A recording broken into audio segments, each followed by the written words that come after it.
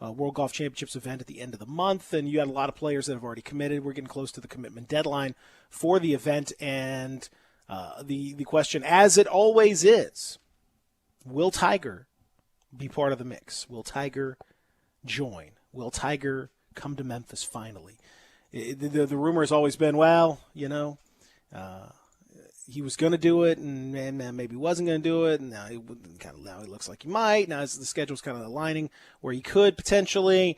He hasn't been, and isn't it just appropriate for Memphis that he comes, if he were to come on the 1 year that no one else could actually go out there and see him? And the answer to that is, of course, that would be very Memphis. That would be very appropriate for Memphis. Tiger, he was back at the Memorial this weekend, playing at Muirfield Village, Jack Nicklaus's course, and he played through the weekend, but he didn't play well. Third worst score in relation to par in 18 appearances at the event. This is an event that he's been very successful at. He's won quite a few times, and he finished at 6 over par, 276s.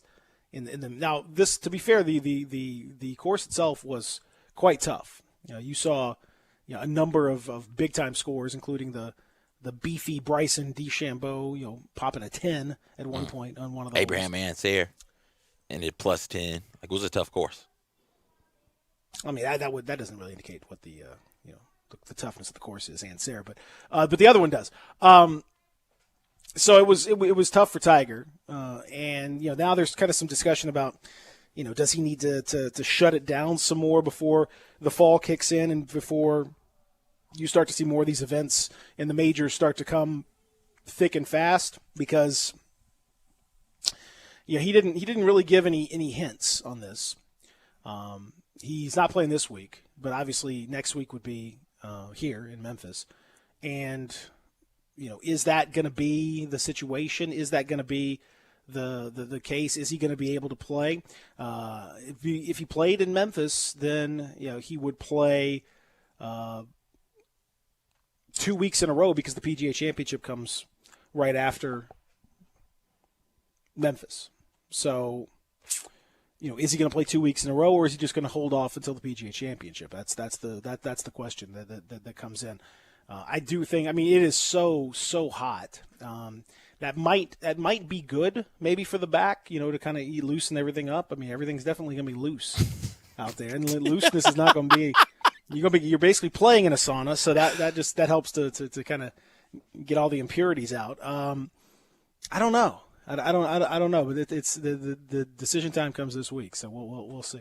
It's tough for me to figure out what Tiger needs, because I don't think Tiger and those around him really know what he needs. Is this score, is his performance at Memorial a byproduct of his body needing more time to rest, or is it a byproduct of him being rusty from all of the rest that he's been given to his body?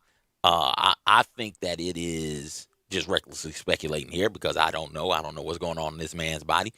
I think that some of it has to do with just a little bit of rust. I think that if he wants to be ready to go at the PGAs, he needs to play at least one of these 2 weeks. And if he's not going to play this week, then next week here in Memphis would make a whole lot of sense for him to play, to try and knock some of that rust off and get some of those kinks out. He says he needs reps. If he's saying he needs reps, well, hell, come get him. If you want live reps, that's really the only option. On top of that, it's a World Golf Championships event, so it's plenty prestige, plenty of money. No big deal there. I don't know. I have a feeling physically he didn't look great, so it's a tough one. I don't know. Coin flip. Makes sense both ways for him.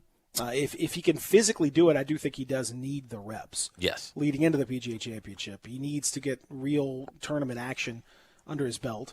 But physically, if he can't handle it, then that's going to be counterproductive, and he needs to save whatever he's got. I just think if he's physically unable to play in Memphis, then that he's probably not going to do real well on the PGA Championship. That doesn't bode very well for his opportunity there. mean, Tiger has certainly won and played through pain and played in adverse situations and all that stuff, so it's not like it's impossible for him, but it certainly doesn't look great. He didn't look particularly great. Jon Rahm winning the Memorial, by the way, and moving to the number one status in the world, and he is going to he committed over the weekend. No surprise that he would play. Again, the field is typically, as you would expect for a World Golf Championships event, the field is going to be absolutely stacked. Now, if Tiger jumps in, then that's the cherry on top of everything. It's going to be a very busy fall for golf, as all the events, all of the majors, everything has been shifted around and moved. So it's going to be weird. Masters and different, just everything's going to be weird. But there you go. And did you hear Jack Nicklaus said he had coronavirus? No, I did not hear that. Yeah, Jack and his wife both had, oh, wow. They tested positive at the beginning of the pandemic. Said that his wife was asymptomatic. Said he had some minor symptoms, sore throat, cough, that kind of thing. And said they were home in North Palm Beach, Florida, for about a month until they felt like they were done with it. They said both of us were very, very fortunate, very lucky. You know, Barbara and I are both of the age, both of us 80. That's an at-risk age. Our hearts go out to the people who did lose their lives and their families. We were just a couple of the lucky ones. So Tiger said he had known for a while. Of course he did. Yeah, Jack called Tiger. Tiger, I got COVID, buddy. I would love to be a part of that phone conversation. What, really? I would. Why don't you want to be a part of another phone conversation? I'm this close to leaving this damn show. Like this close. Oh, now you want to be part of a phone conversation? Got up and left. Yeah, you want now that you want conversation. Uh-huh. Yeah, we don't hear anything that you're saying. Nobody can hear you. Okay, there you go. Yeah, you're on. You're on. Yeah. I'm just trying to double check here. Yeah, who doesn't love Tiger and Jack? Who doesn't love love? The same person that doesn't love love doesn't love Tiger and Jack. Yeah, I mean, some people don't love things that they should love. Love to be on that conversation. Jack Nicklaus, he did. Did you see the little? He did like a sort of an awkward fist bump with Jon Rahm, the winner. Normally it'd be a handshake and all that stuff, but he kind of had to give him a little one of these. How are we fist bumping now? Because I go back end of the fist. Some people are doing the that kind of thing. Yeah, right that's me. Maybe get a little wrist action, but that's how I'm. Yeah, some people I'm you're still bumping. doing the elbow kind of thing. It's a little bit awkward, to be honest. And Jack was like, "I'll shake their hand because I had COVID, so I feel like I got the antibodies." And everyone's like, "Well, we're not sure how long those antibodies are really lasting, and so let's not go crazy." But like one of these or like a I think an elbow is pretty safe, probably. Okay. I don't know. I'm fine with this, honestly. Really, I'm really at this point tip of the cap. We don't need to make physical contact. I don't know why we need to make physical contact. Got you. I mean, I'm thinking, it's so weird, man. Everything has changed so much. Like I was thinking, we're planning. My daughter's birthday is this weekend, and so we got obviously it's bittersweet because we're excited, we're happy. It's gonna be fun, but she can't have the normal party. We can't have the normal get-togethers and that kind of thing. So it's kind of a bummer there. But we were thinking about even like just stuff as simple as like when people come by and we're gonna have a cake for them, but like we can't let her blow out the candles per normal because we can't blow on the cake. Mm-hmm. And they got me thinking like, God, we've been nasty. Oh, so nasty. Like we so just been letting people blow on our food. Like we just been and then eating that cake up, just like. And just like particles just spitting all over the place, just nastiness flying through the air. And we're like, oh man, look at that cake, that's delicious. Let me eat some of that spit that you got there. I mean, it's just gross, man. We've been nasty. How have we not gotten a pandemic earlier? We're very lucky. I don't know. We just been doing gross stuff. We've been out here wilding in these parties and just swapping spit with everybody. Gross, nasty stuff. No. And I see some slobbery kid like all the time. All the time, man. It's more spit than air. It's the moisture from the spit that blows the candles out. If you're like 10 and under, no. Yeah. It is just play it back in your mind. I've been to so many of those parties. That's what I said. I've been to so many of those parties. I've seen that cake just distributed around after the kids just no. And murked it. Nobody even thought about it. Nobody. Till That's now. what I say. Nobody really gave it a second thought. And if somebody did, he'd be like, quit being such a. Just eat the cake. Shut up. Quit. Now it's like, oh God, whoa, what are you doing? So y'all getting like a cupcake or something for her to blow the No, candles out?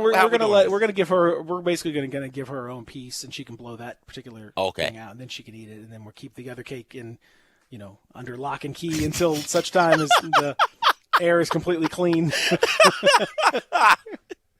Okay. We have a sterilized, purification room that we put the other cake in, and then we go in and put the gloves on and Got you. Release it from the airlock, and then everyone, coming in hazmat suits to the happy birthday, Vivi. Happy birthday. Here's my present. Let me open up the seal here. Yeah. Walking out there like it's a code 2319. It is. It's Code like stormtroopers 2319. showing up like, we heard there's a birthday. Happy birthday. So it's a little freaky for her. It may not be super fun. Just things so we didn't think about know, before. man. I just assumed everybody was washing their hands. Oh, I know. Now No it's one was signs washing. everywhere. No Signs one was- everywhere. because no one was washing their hands, man. I didn't know that. That is wild to me. You go up at like when I was in college, you just go and just pee in a big trough with like 50 other I people, forgot about the troughs. and it's just what you did. It's fine. Oh man. No, we can't. I mean, again, it's a wonder we made it this far. How do we not It really is. just pass on all kinds of stuff? You just go to anybody's passing along drinks. Mm-hmm. Here, drink this. Here, drink that. Absolutely, no see, problem. That's something after really never, because nobody would ever let me like drink from them. But I was like, no, I'm not drinking after you guys. And then after the first batch of mono ran through in my consciousness, I was like, nah, forget that. Nope. You had mono in your consciousness? Well, no. I didn't realize what mono was. Oh. So once I became conscious of mono, and it was because 7 or 8 dudes at the school ended up with mono, because one of them had it, and then they were sharing drinks. Like, nah, forget that. I'll never share a drink. Not sharing a drink with anybody, family or other. We're not doing that. No. So I stopped that immediately. Like 9th grade is like, nah, I'm out. I'm done. No. No, I was like, it's like, fine, hey, man, try this. Hey, I was like, sure, try this. Yeah, absolutely, okay. And then you just do the thing where you, like, wipe the top. Like, oh, yeah, no, it's fine. Like, no, it's not fine. Good. No, It's not fine, man. It's not fine. No, you just made it worse because you wipe whatever's on your hands, on the thing. Or you, like, a shirt. Like, beer pong. Oh, beer pong is we're terrible. out here dropping just ping pong balls covered in dirt into beer and just chugging But Peter, you have the water thing there to rinse the you do ball kind off. You could one just of those, rinse yeah. it off, get the and that water get the just dirt looks off. Look at that Yes. water. Like Ugh. after about, Oh. that water's just Oh, it's terrible. murky and got stuff floating in it. And you're like, let me put in the water to clean it off. And you clean, you change the water like after a round or something, but like it's not. You need to change it like far more often than that. And have I don't know, more some than people- just water. Some people are more. Yeah, some people are a little more vigilant than others about the cleanliness of their beer pong setup. I've been to some like relatively okay Really? ones. I mean, like none of it's ever clean, but some people are like changing the water more frequently, and like they seem. And then some people are just like, whatever, anything. I went to this dive bar in Jacksonville last year, and they had a beer pong tournament, and oh my lord, that was a hazmat situation. And this nasty bar just filled with nasty folks just doing nasty stuff. Like the beer, there's simultaneous beer pong games going on all the time. This floor is just concrete. Looks like somebody's garage that somebody's been working on a car. It's got just random stains all over this floor. This place is like, I don't even know. It can't be open now. There's no ventilation. Like it's just, no. It's it's no wonder. I can understand why it's spreading in Florida. It's some of these places. You go to that place, that's just you're just guaranteed to get it. Oh gosh, things I hope that we keep after At the a bikini contest, CJ. What? The next day, I had a bikini contest known as Sweet Biggins. I'm not even making that up. Sweet Biggins sounds like a pimp. Maybe it was. What you doing, baby? Maybe. Hey, I got to get on this stroll for Sweet Biggins, man. Oh no, Sweet Biggins is pulling up. You got that money? You got the cash? Better have Sweet Biggins money, man. You know he don't like it.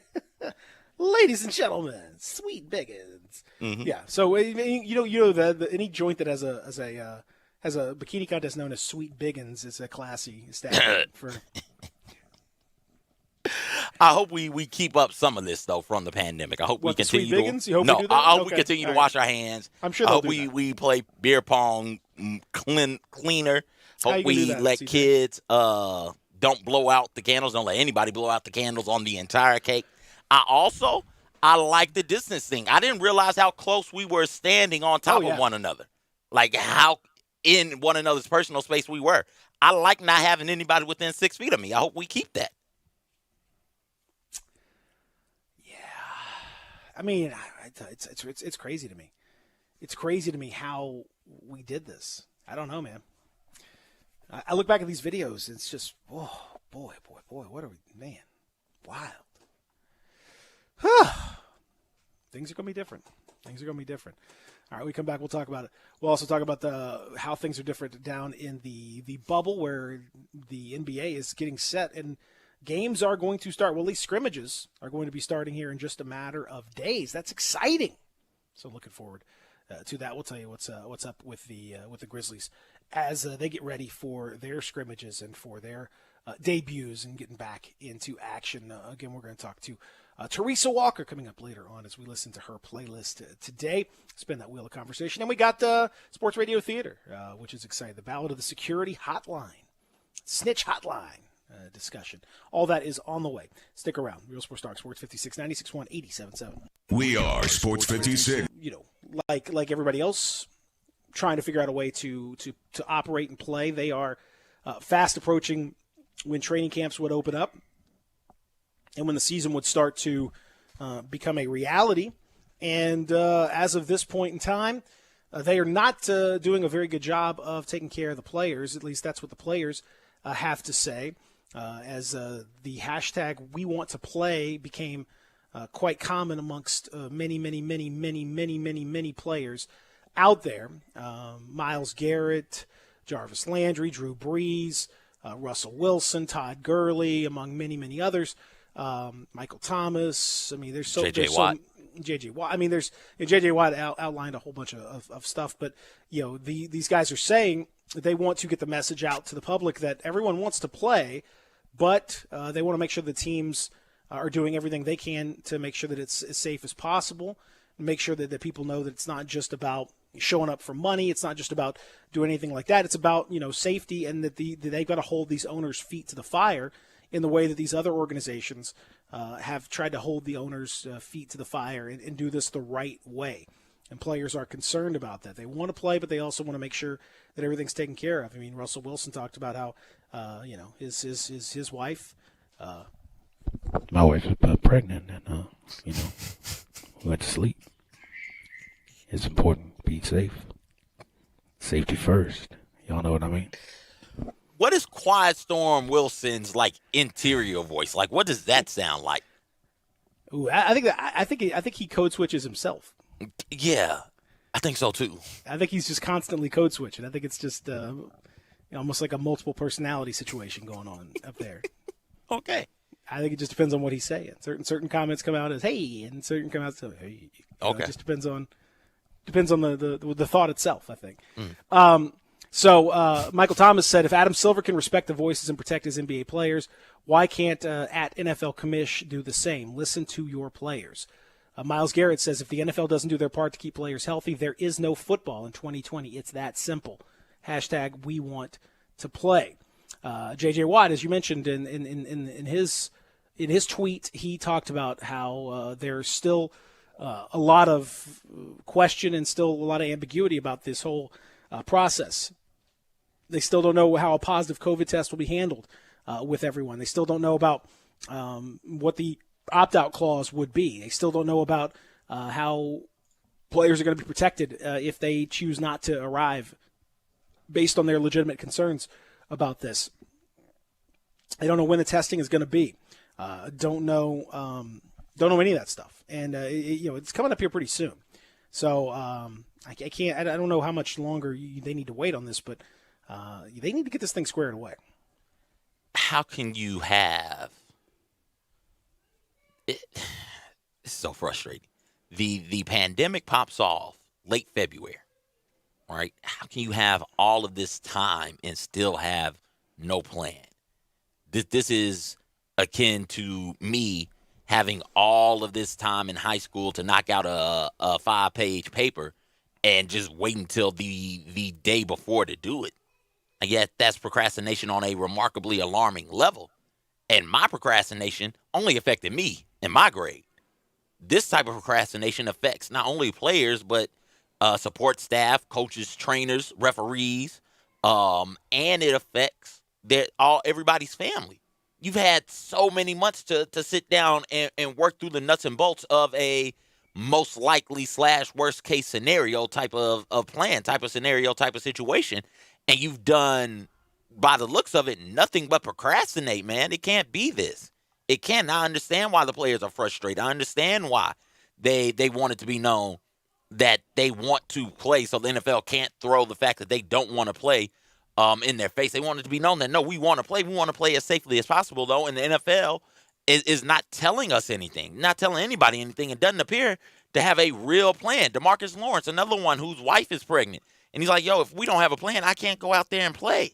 I just can't. I don't understand why, with all of the time that the NFL has had, they don't have a good plan in place right now. Season's about to start. Yeah, I mean, we're getting close to where the training camps would be opening up here in the next week or two. You'd start to see players arrive, and the protocols aren't in place. You got to have the protocols in place. But I mean, listen, I understand it is a challenge for everybody. I get that there's some level of grace. Things have changed. Maybe there were assumptions that we would be in better position regarding the virus than we are. All that stuff's possible. It's a little bit like the discussion that we had with schools. What are they going to do? And I think the assumption was that we would be better positioned as a community than we are right now. And so we were talking about in our family. We've been having a discussion about bringing the kids back, and one of the things that they've used to bring kids back. I know Shelby County's pushed their start date back a little bit, which is good. I think the municipalities need to as well. But we talked about how we were sent a survey by the school system to say, this was back in the summer at some point. Would you be comfortable returning to school if it could be done safely? And all that, and that's the phrasing of it. And the answer is yes, of course, if it can be done safely. But that was used then to set the protocols for returning to school. But that was done, months ago. Mm-hmm. And the assumption was at that time, things are going to get better in the summer, and things will be in good shape, and we're interested in returning. And they use that data to say, well, there's a real thirst for a return to school. I think what you're finding now is, I know amongst our parents, I'm certainly discussing it, and we're not, we're not going to send our kids back to school. We just can't do it under these circumstances right now. And so, but I know a lot of parents are having that same discussion, and players are having the same discussion about going back to what were quote unquote normal activities. The levels are too high. You can't in good conscience, you can't do it. And I think the school systems will be surprised at how many, when push comes to shove, how many parents are going to sit back and say, I can't do this. I can't, not like this, not right now. I just can't do it. I think there's going to be a real wake up call when it all happens. Oh yeah.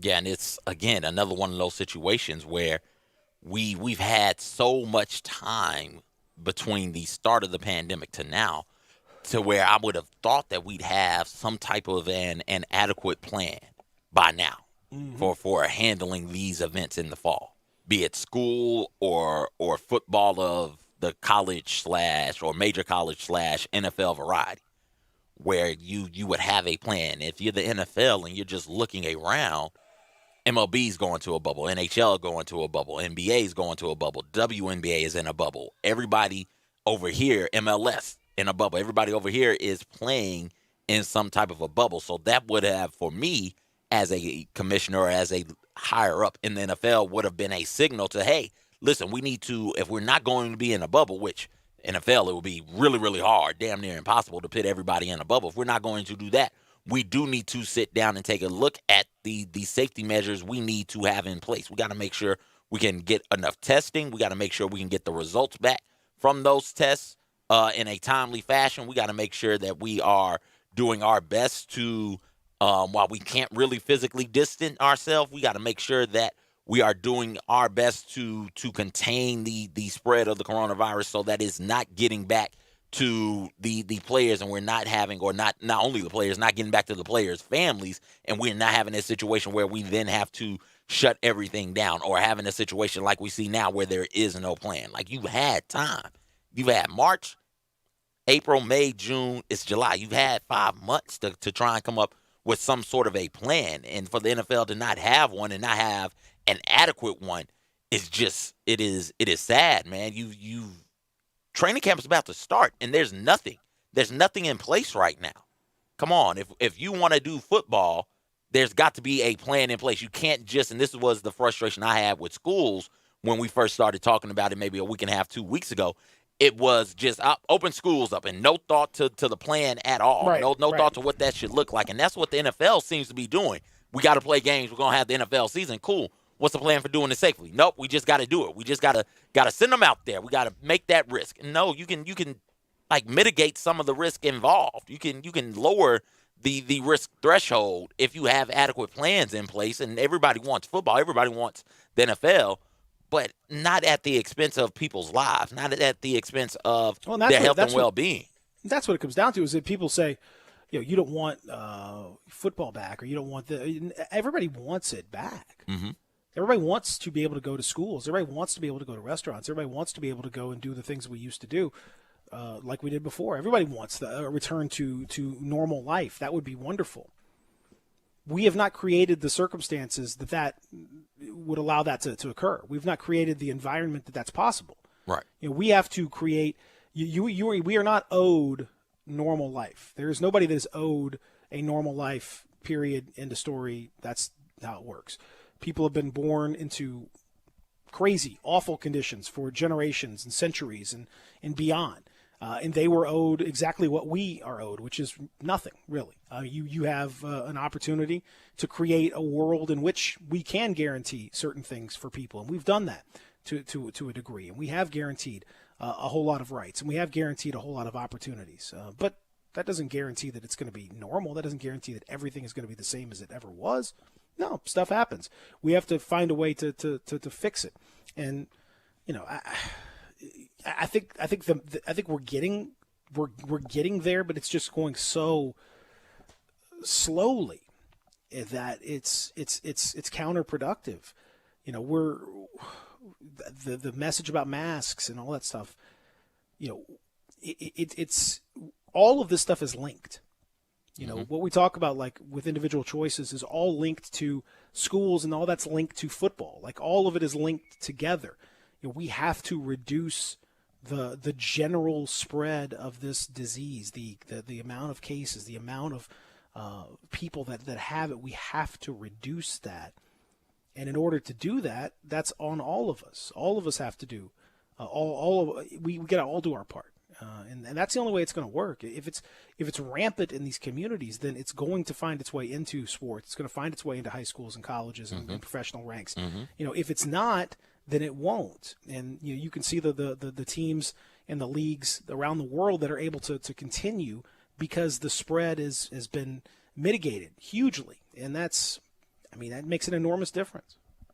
Yeah, and it's a lot like saying, you know what, I want to lose weight, while you shove a little Debbie snack cakes in your mouth. You can say that all you want to, but you've got to put something behind it. You've got to put action to words. And we can say as a collective, and it's true, we can say that we all want football, but there are some of us who seem to understand that simply saying it is not enough. Simply saying that you want to get back to normal is not enough. And while you can want to, you've got to take the risk. You got to look at the risk involved and take that into consideration, right? You can't just say we're going to do this, come hell or high water, and just everybody go out there and do it, because that's dangerous, that's reckless, and that's going to lead to more people dying.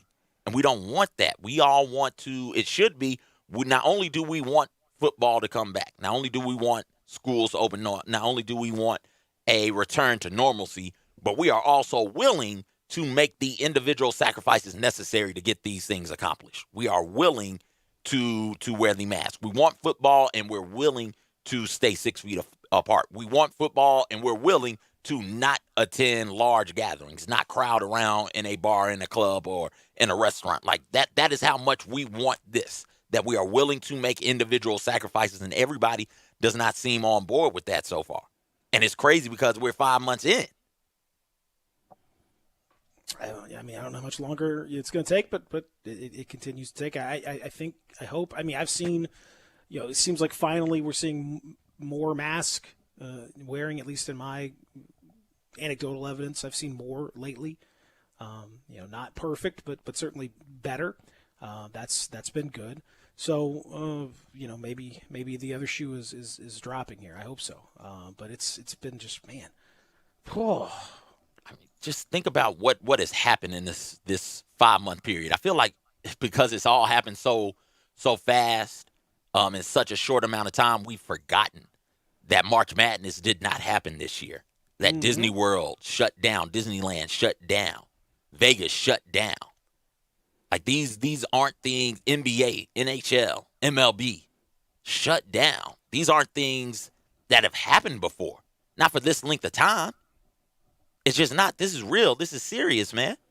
And why we haven't been taking it as such, I just don't understand. Why we haven't been listening to epidemiologists and other physicians and other experts in the field of immunology and epidemiology. I don't understand why we didn't listen to and are still struggling to listen to and truly hear the frontline medical staff. Like why we hadn't looked out for them, and why it took us so long to get PPEs to them, and why we hadn't been listening to them and their recommendations. I don't get it. This is real.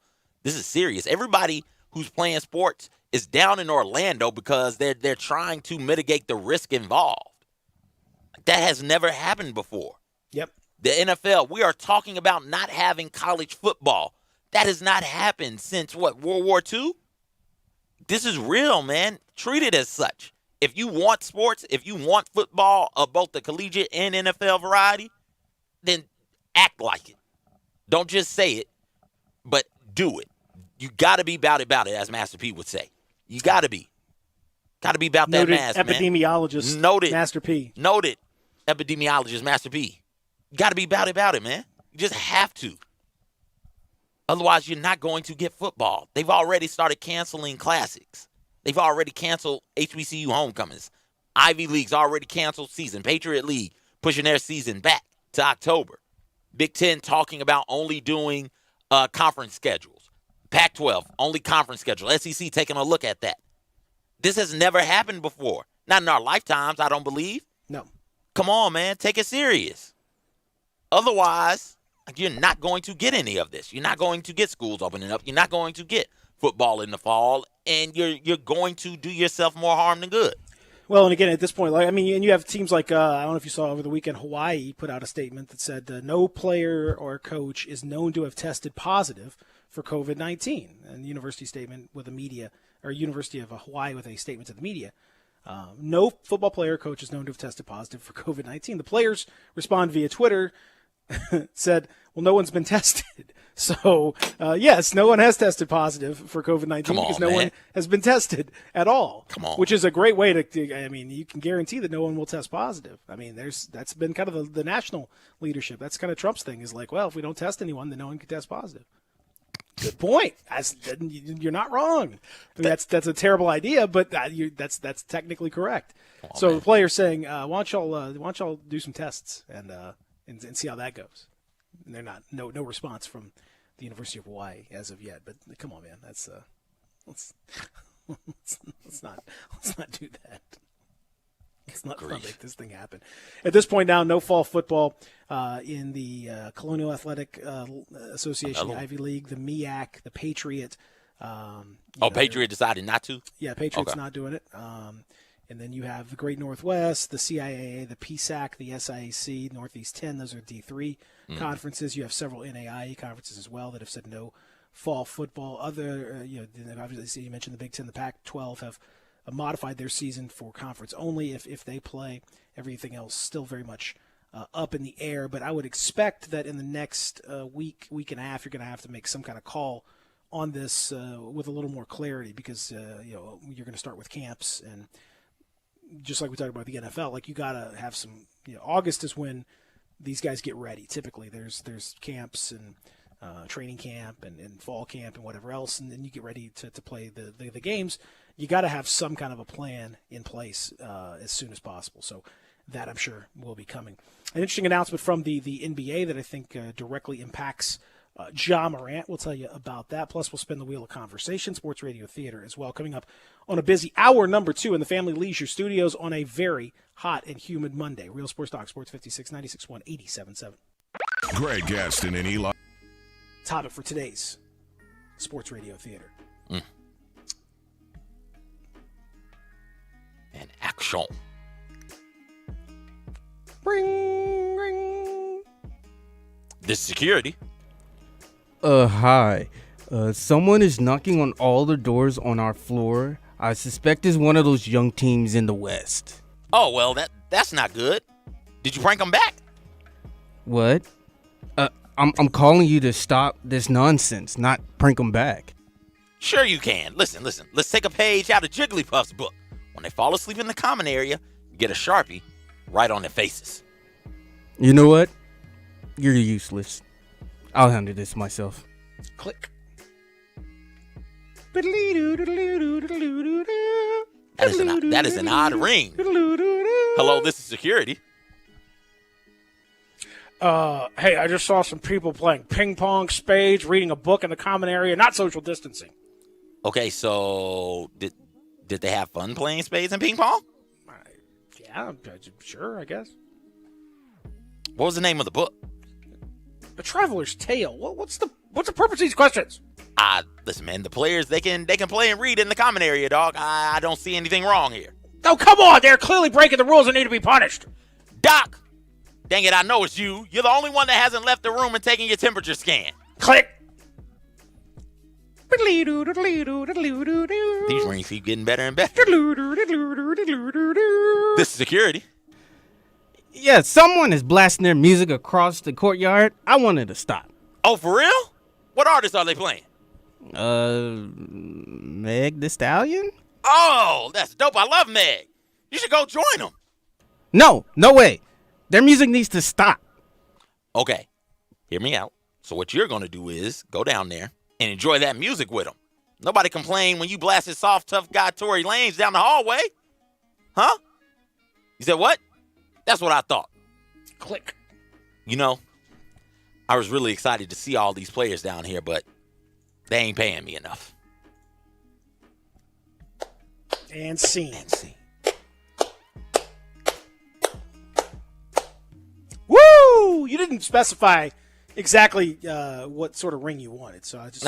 I loved them all. I'm using some of those rings now. I If this radio thing doesn't work out for you, you got some talent. Excellent. When we come back, we're going to spin that wheel of conversation. After we have edified you with some artistic endeavor, now we're going to spin that wheel of conversation and see what comes up. We also got Teresa Walker coming up at 9:30. We'll get the lowdown on her playlist, plus how things are up in Nashville from Tennessee's Hall of Fame AP writer. All of that when we come back. Real Sports Talk, Sports 56, 96.1, 87.7. It's R&R. He should have every bit of the ball. No one else should have messed with it. I mean, Exactly. To be quite honest, no one else should have done it at all. All right, so we got to welcome into the program our friend, our Hall of Famer, and yes, she is the grown up in the room. Very much. Because none of us are, certainly, but she very much is, and she's the one who's been providing us with the tunes today. It's her playlist, ladies and gentlemen, from the AP. Teresa Walker, how are you, Teresa? I am good. How are you guys doing? And Peter, are you ever going to get a haircut? I mean, you can order on Amazon wall trimmers, dude. I cut my son and husband's hair. I mean, come on. I mean, look, first of all, I'm cheap. Second of all, I think it looks great. Look, I'm exploring the space, Teresa. I want to see what happens. Look at this. Soon you're not going to be able to get through doors. I'm just saying. You and my wife have a similar opinion on my haircut.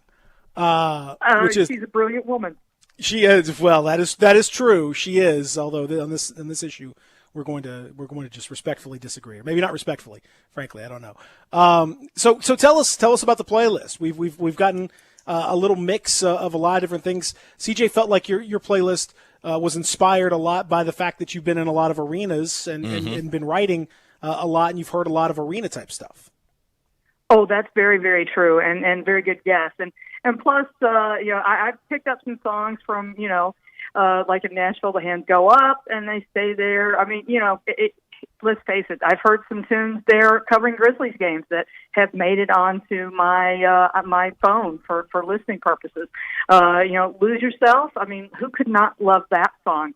And because, guys, sorry, but I was the kid, not expected to go to college. I mean, because of my family over in East Tennessee, it's easy to count me out, and I think I've done fairly decent to myself, took advantage of my shot.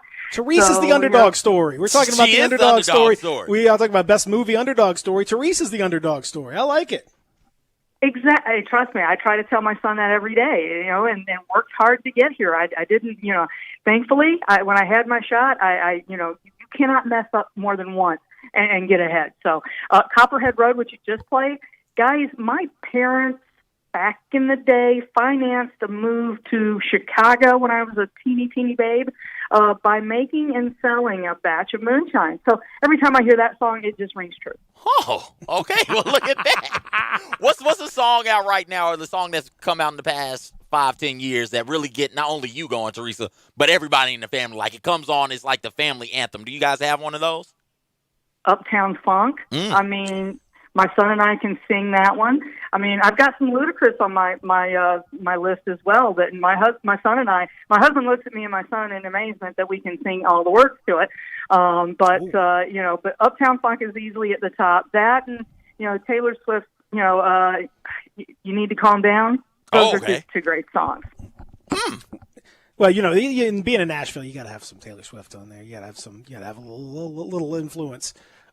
Speaking of which, how are things up in Nashville? We're trying to figure out if are we going to get an NFL season? Are we going to get what are things like for the Titans as they prepare for this, and with a lot of players wondering exactly how the NFL is going to handle all their COVID stuff? Well, they're still working out details between the PA and the NFL, and this morning it looks like they may be down from, they had gotten rid of 2 preseason games. Well, they may be down to 1 today, and the NFL desperately wants at least one to have some, dry run dress rehearsals of what it looks like in the stadium. I mean, fan events and things like that spaced out are one thing, but to bring 2 teams in and referees and media, that's something that they're still working on. Testing, is it going to be every day, every other day? They're still working on a lot of details. And guys, Titans rookies are due in this week sometime. So, they're allowed to bring them in, I think, as of the 23rd, and allow them to start working ahead and at least show them around the building. Because, guys, because of the coronavirus pandemic, maybe they got a couple guys in for visits before the NFL shut everything down in March, but they've essentially been, where are the directions to this place again, and which door do I come in, which gate? And if you haven't seen Peter King's, Football in America this morning, take a look at it. He got the Vikings to walk him through their facility and see the challenges and things that they're going to be going on against them. But here's the thing, yesterday NFL players had a coordinated social media thing, where they were wanting to play, but they want the NFL to make it safe. And, they were getting some blowback from fans. And, it's like a lot of us are working. A lot of us are going to jobs. A lot of us are going to jobs, hospitals and essential workers, grocery stores. And, yes, they don't get paid as much as NFL athletes. But here's the difference. The grocery clerk is not having to go lean on another grocery clerk for 8 hours. It just doesn't happen. So it's going to be interesting to see how quickly they get these things smoothed out, because the Titans are due to report a week from tomorrow. So what is the plan? Is there a plan in place in Nashville to Nashville going about planning like they're going to have fans in stands for these Titan games, maybe doing smaller crowds or anything like that? So yeah, they have not said anything yet. Okay. Now they did send something to the to their season ticket holders a couple of weeks ago, saying that giving them options. If you want to defer till next year, you won't lose your PSL. If you want to come, if you want a refund, if you want to kick your money next year. But so far they have not said. And I think there was some hope that Nashville would get it together, and but Nashville's had to regress and go back, and bars are shut down on Broadway. Although you see some of the video. I was going to say, I saw that video from Friday, Teresa. It didn't look like everything was shut down to me. Where there's food being served, they're not counted as bars, and that's the loophole. And there's a lot of masks not being worn down in Nashville. So, it's that, the people coming in, it's like, there should be some signs up. Guys, mask up. That's the mandate here locally. And, so at this point, if anyone tells you they know what's going to happen inside Nissan Stadium, it's going to be socially distanced, okay? The NFL's already approved putting some covers over the first few rows of seats to provide a buffer from fans to the players. Now, that said, how many people are actually inside? Let's stay tuned, because it's they didn't fill it up but a couple times last year, so it's not going to be a huge problem. I'm joking, coming off of a run to the AFC Championship game. But, whether it's 25%, whether it's, less than that, I don't know a number yet, and I'll be honest, I don't think the Titans do. I think they have plans. I think there's a plan A through Z at this point for everything, but they haven't shared it just yet. Well, and again, what we're learning, with some of the events and what's going on so far, Teresa, is that you couldn't possibly have a bubble for the NFL in the way that you have for the NBA and for the NHL, trying to have two. Maybe you could have hub cities or something. I don't know, but it just seems like it would be very, very difficult to do. In football, because of the amount of people involved as well, it makes it even that much more difficult because there's so many people on a roster. There's so many players on the field at any given time. It's such a difficult environment. And we're seeing the challenges in specific markets, in Nashville, certainly being one of them, that, as long as the spread is kind of where it is in a community level and it's quite high, it's going to be very hard to have any kind of thing close to normal when it comes to fans, because it just doesn't it doesn't make any sense. You've got to get that spread down in communities before you can really do anything else when it comes to the fans. Amen. And that's why at this point I don't expect there to be fans. Guys, I'm hoping that we actually get NFL, because I'll be honest, I'll be stunned if we see college football. Hopefully, I'll be stunned. I'm hoping the SEC can figure out a way to do at least, some conference games and such. Maybe the Tennessee-Oklahoma game still gets to be played, because the Big 12 has not said anything yet about what they're doing. So, but NFL, they, while colleges separately and league conferences have, their contracts and everything, the NFL has billions with a B of reasons to try to get this done. And so that's why I think that they can do it. It's a TV product. And, what have we been hearing the last few years? Declining attendance, are people coming out? Well, right, this will show that, they still play on TV. But as you mentioned, they're not bubbled. The Predators have been in training camp for a week here in Nashville, and the one thing that they've said is they're trusting their teammates to be safe and to be responsible and make the right decisions. Now, that's a team of approximately 26 usually, and they've got a bunch of Milwaukee guys in from their AHL team, so there's more numbers than that. But, and the NFL, they're the biggest numbers. Outside of college football programs, they're the teams with 80 to 90 for training camp, 90 in a good time, and that's the challenge. Is what are these guys? You can monitor them. They're going to have the proximity devices like the NBA has in their bubble when they're at their work. But what happens when they leave the facility? When they stop to get gas, they stop to get pickup, take home for the family, or the offensive linemen like to go to dinner once a week on Thursday nights. Do they get somebody that's cater it in. So what they do during the week is going to be a serious challenge because the numbers just go up exponentially because of the sheer roster size. I remember seeing reports of this maybe 2-3 weeks ago about the NFL looking into finding players for, I guess, conduct detrimental if they're participating in like high-risk activities, high risk for the spread of COVID-19. Do you think that is an adequate way to try and squash or squelch some of that? We'll see. I mean, I would have thought that having 140,000 people dead in the United States, and I know somebody who was buried Friday of the disease here in Nashville. So, until more people seem to know somebody that affects it, to tamp down the folks who think that this is still a hoax, it's just the flu, it's nothing serious. Let's just all get it, okay, and get it over with. Until we get past that or a vaccine. And at that point, guys, then that's a whole other, can of worms to deal with. Yeah, exactly. Yeah, all the people who aren't masking up right now, how many of those are going to want a vaccine? Hang on. The one lesson that 2020 has taught us since March 12th is that anything can happen and anything will happen at this rate. I mean, remember, murder hornets didn't seem that crazy. I mean, if someone told us tomorrow a Sharknado actually happened, would we doubt it? No.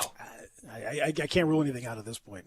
We had Saharan desert dust flying over here. Like we're messing with tombs in the Sahara. It wouldn't surprise me at all. Mummy, yeah. That's the Scorpion King, I believe, is out Scorpion there right King now. dust. Okay, I believe that's how this whole thing. I don't know. You could tell me almost anything at this point. We have the bubonic plague is back. There's a squirrel with the bubonic plague and it's over here in Colorado. So. Like I said, you can't rule anything out with 2020. But I think the point you make is important for everybody, Teresa, and I'm sorry for your loss, and I hope others it doesn't take something like that because as the Predators are learning, and as Nashville's MLS team found out, and Dallas's MLS team found out. Community spread is real, and even when you try to go to the bubble, even when you try to go somewhere else. If it's spread amongst your team and there's such a delay in getting test results, you don't know necessarily that you got it until it's too late. And even if because community spread is so high, you can really be trying to do the right thing and encounter someone because there's so much more of a prevalence of the disease. You can encounter someone just in happenstance and manage to get it when you've pretty much done everything the right way. The higher it is in the community, the higher it is that incidentally you can get it even just by pure happenstance. And that's what the part that we talk about with schools and everything else. You got to bring the whole thing down in the community before you can start feeling comfortable about doing any of that stuff. Do you think, Teresa, with the folks in Nashville, the numbers have been pretty bad in Nashville. They haven't been very good in Memphis either. Is there going to be a significant pushback? Are we going to see more of a restriction, or are people just not going to do that?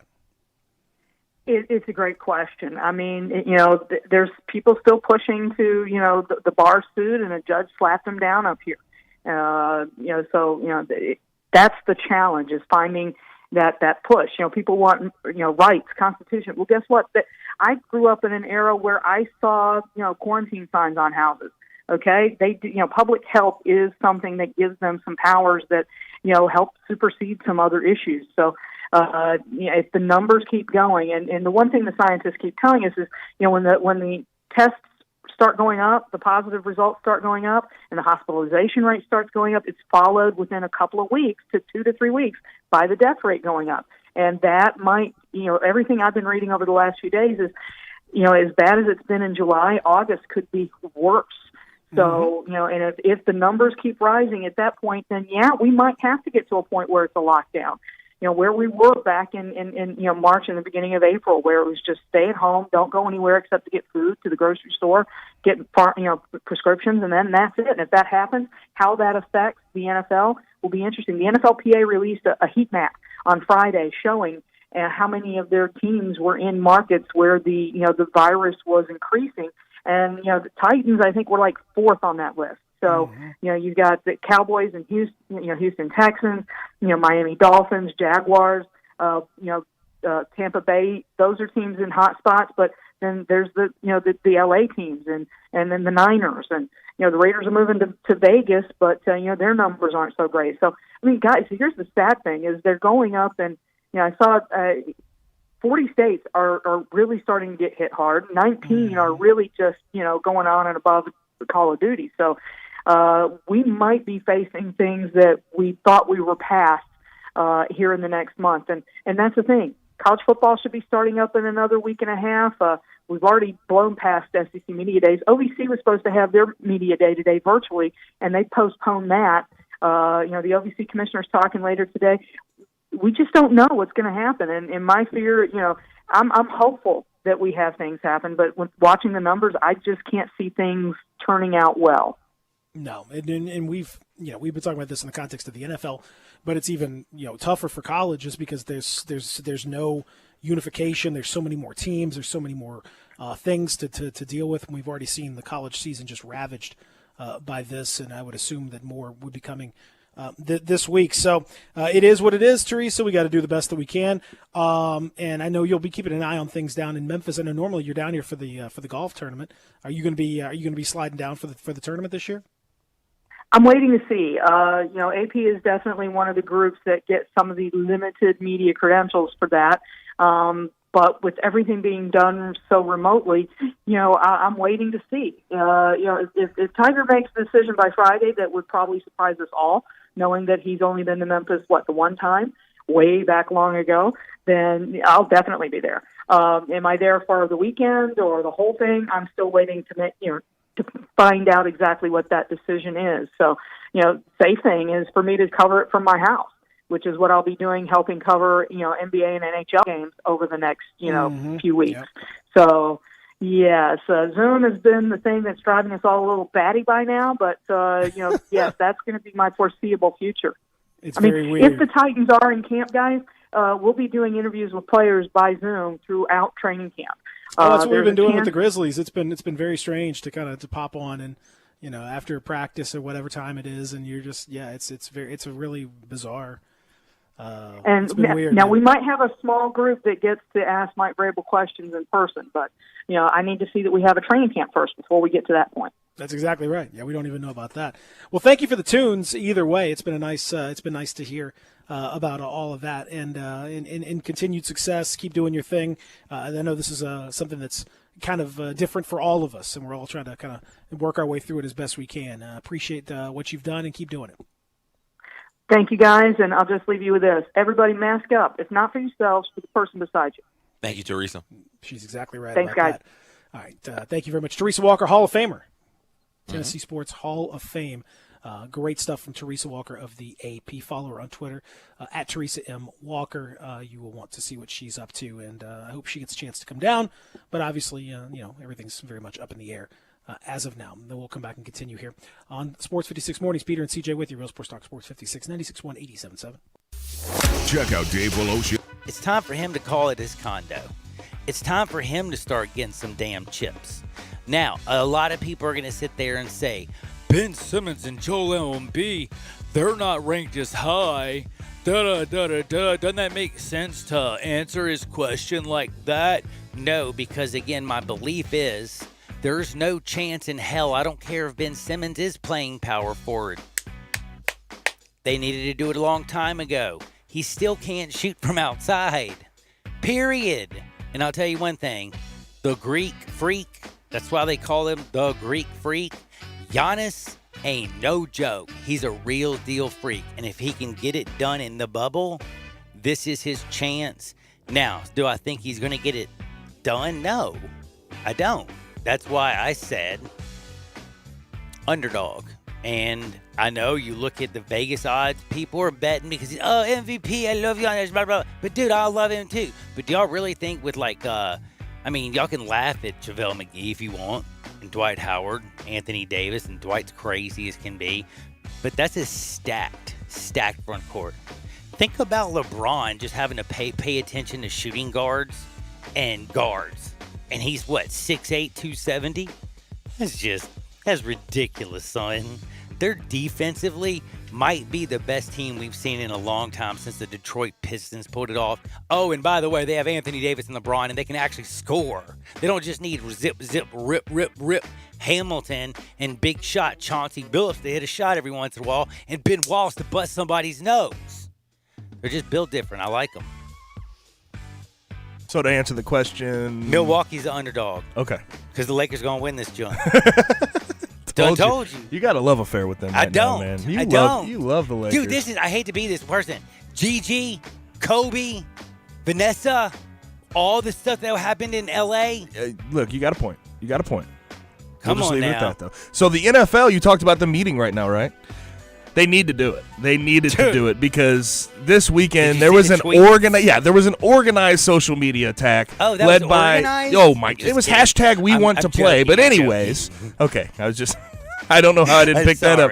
But anyway, J.J. Watt, Drew Brees, Patrick Mahomes, everybody and their grandmother hashtag we want to play and basically put the NFL on blast for not having health and safety protocols. Now, I'm going to read this Drew Brees tweet just to give you an idea of what these looked like. He said, "We need football. We need sports. We need hope. The NFL's unwillingness to follow the recommendations of their own medical experts will prevent that. If the NFL doesn't do their part to keep players healthy, there's no football in 2020. It's that simple. Get it done." And obviously, Drew Brees is not a guy that usually trashes the NFL like that, so this is definitely very interesting. They have not even come close to addressing any of the simple health and safety protocols. And camps open, I don't know if people know this, in 8 days. Well, by the way, rookies are already there. They've been in and out. Meet today. Now listen, though. Tested, bugs, things are stuck up their brains. July 28th is when they start camp for everybody. Veterans will report. Good job, yeah. How bad do you think the NFL has botched this so far? Since they're the last one to start, since they're the richest, since they had supposedly 3 test sites and they were on top of this thing like you wouldn't believe. You're showing Tom Brady and Gronk in Tampa Bay. They first had all their owners talking about, yeah, dude, look at the Vegas Raiders. Look at that black dome. It's gonna be stacked with fans, yo. Look at what's going to Kansas City, man. The greatest quarterback. Look at this big contract. Oh, Dak Prescott playing with that team. Oh, man, can you wait and see what's going on with them? Dude, we're ready for the NFL. And then you have the bomb with Daniel Snyder. And I mean bomb because people want to say it was about their name. No, it was about the fact that you, in 3 years, had 15 non-disclosure agreements, NDAs, with women that you either sexually, let's just, NDA. Harassed Yes. and misconduct. Harassed, misconduct, God knows. Let's just leave it at that. Only right now the NDA knows, if you know what I'm saying. But 15. Like, one, you're like, yo, homie, you got to go. 15 is like, yo, how many you want to get this year? I mean, let's take bets. I'm thinking we're going to get 6 this year. I think we're going to get 7. How many do you think? Come on. You know, that's ridiculous. Come on, man. Behave. And I understand that football feels sometimes like a very masculine world. But come on, man. We're in 2020, and yes, it is still a masculine game. You knock people's teeth out, dude. Did you see James Harrison with his kids? Poor kids. Did you see that? Holy cow. What are they, like 5'10", $140? He's like, I don't care if it's in the pool. Hey, you know it didn't feel good. That's James Harrison trying out for the... Y'all, I'll talk about that in Hardwood. I'm sorry. I just got off on a side tangent. Forgot what I was talking about. Yeah, that's right. NFL. Shame on you. The players shouldn't have to, and the reason I say shame on you is because I don't think you understand, and this is the one point I wanted to get out. NFL has a lot to do, and this is what I looked this up, and I tested it out, and I checked it out to make sure my numbers were right. I wasn't sure. First and foremost, I want to say this. They have a lot to do with what college is going to do. College football players, who do they look up to? NFL football players. Who does basically everybody look to? I don't know why. NFL football players, though. They really do. Like, dude, presidents get, like, tongue twisted. Oh, my God. They're like, Dan Marino. Oh, wow. You know what I'm saying? Man, you're tall, Ed. It's just, it's just football players are awesome and they're important. And just like Drew Brees said and what he said, and Aaron Donald in his tweet, and I thought Russell Wilson in his tweet was very, very good. But let me explain something. These 3 tweets are scary for one reason. They say they want to work, but they want to be safe. College football, there's this, and people remember that whole thing we used to talk back in the day about trickle-down economics or whatever? I don't know. I'll tell you this. Trickle-down reality is real. And if the NFL players, the people you look up to, and let's say you're Chuba Hubbard, who's already even talked out about it, your coach, and you're looking up to Russell Wilson, Patrick Mahomes, Aaron Donald, and you see these tweets, we want to play, but we want to be safe. And you start wondering yourself, am I going to be safe? And this is what I'm saying. So that's very important. Number 1 is to think about that. And then number 2, we talk about this. There's 2 things most people don't know. 1, did you know the NFL Players Association, the NFL owners, no matter what happens, if they play this season without fans, they make more money for the insurance policy. But if they do play, that means $51,200,000 to the employees who work at those stadiums. That's just money in the economy. And I'm not talking about player contracts. I didn't even realize that, yes. And that does actually seem kind of low, but yeah, they pay $51 million to the people who work at the stadium, the security guard, the person who gets you your popcorn or your hot dog. And that's a lot of money that they're going to miss out because no fans are going to be there. And that's lost already to the economy. So if more money's lost to the economy, this could just be a bad situation. But I'm coming back on the other side. Always remember this. MemphisFarmers.com. My good friend Chad Gatlin, the real deal. Holyfield, don't play no games. Chad Gatlin, MemphisFarmers.com. Auto, home, life, business, whatever you can think of. But remember one thing. Think real deal Holyfield. MemphisFarmers.com. Now, coming back, we're going to give you a little Peter in the afternoon right here on Sports 56, 96.1, 87.7 FM. Sports Time on Sports 56 with Wallo and Stats. Weekday afternoons from 3 till 6. Right here on Sports 56, 96.1 and 87.7 FM. I Buy Houses, 901-406-1101. That's 901-406-1101. I Buy Houses. I Buy Houses will buy a house in any area, in any condition. And yes, it's guaranteed to close in 5 days. If you need to sell your home quickly, call 901-406-1101. If you've been through a divorce, if you lost your job, if you're tired of renters, I Buy Houses can get you your money quickly. I Buy Houses will buy your home in Shelby County, DeSoto County, Memphis, Bartlett, South Haven, Horn Lake, Olive Branch, anywhere and everywhere in between in any condition. And yes, they're open 24 hours a day, 7 days a week. I Buy Houses, 901-406-1101. That's 901-406-1101. Grab that pen, 901-406-1101. I Buy Houses. Geico gets you access to licensed agents 24/7, which means that Geico is always there for you. If only everyone was always there for you. Like your mom, when you fill out really, really important paperwork on the first day of a new job. Name, check. Birthday, Social Security, is that a thing? Hey, Mom, what is my Social Security number? Mom? Okay, let's guess. 0017. Oh, Gemini. Hashtag done. Geico, always there for you with savings and 24/7 access to licensed agents. As you get back to business, small things can make a big difference. Like marking safe distances with floor tape and posting reminders to wash hands. As always, Grainger is here to help, offering supplies and solutions for every industry.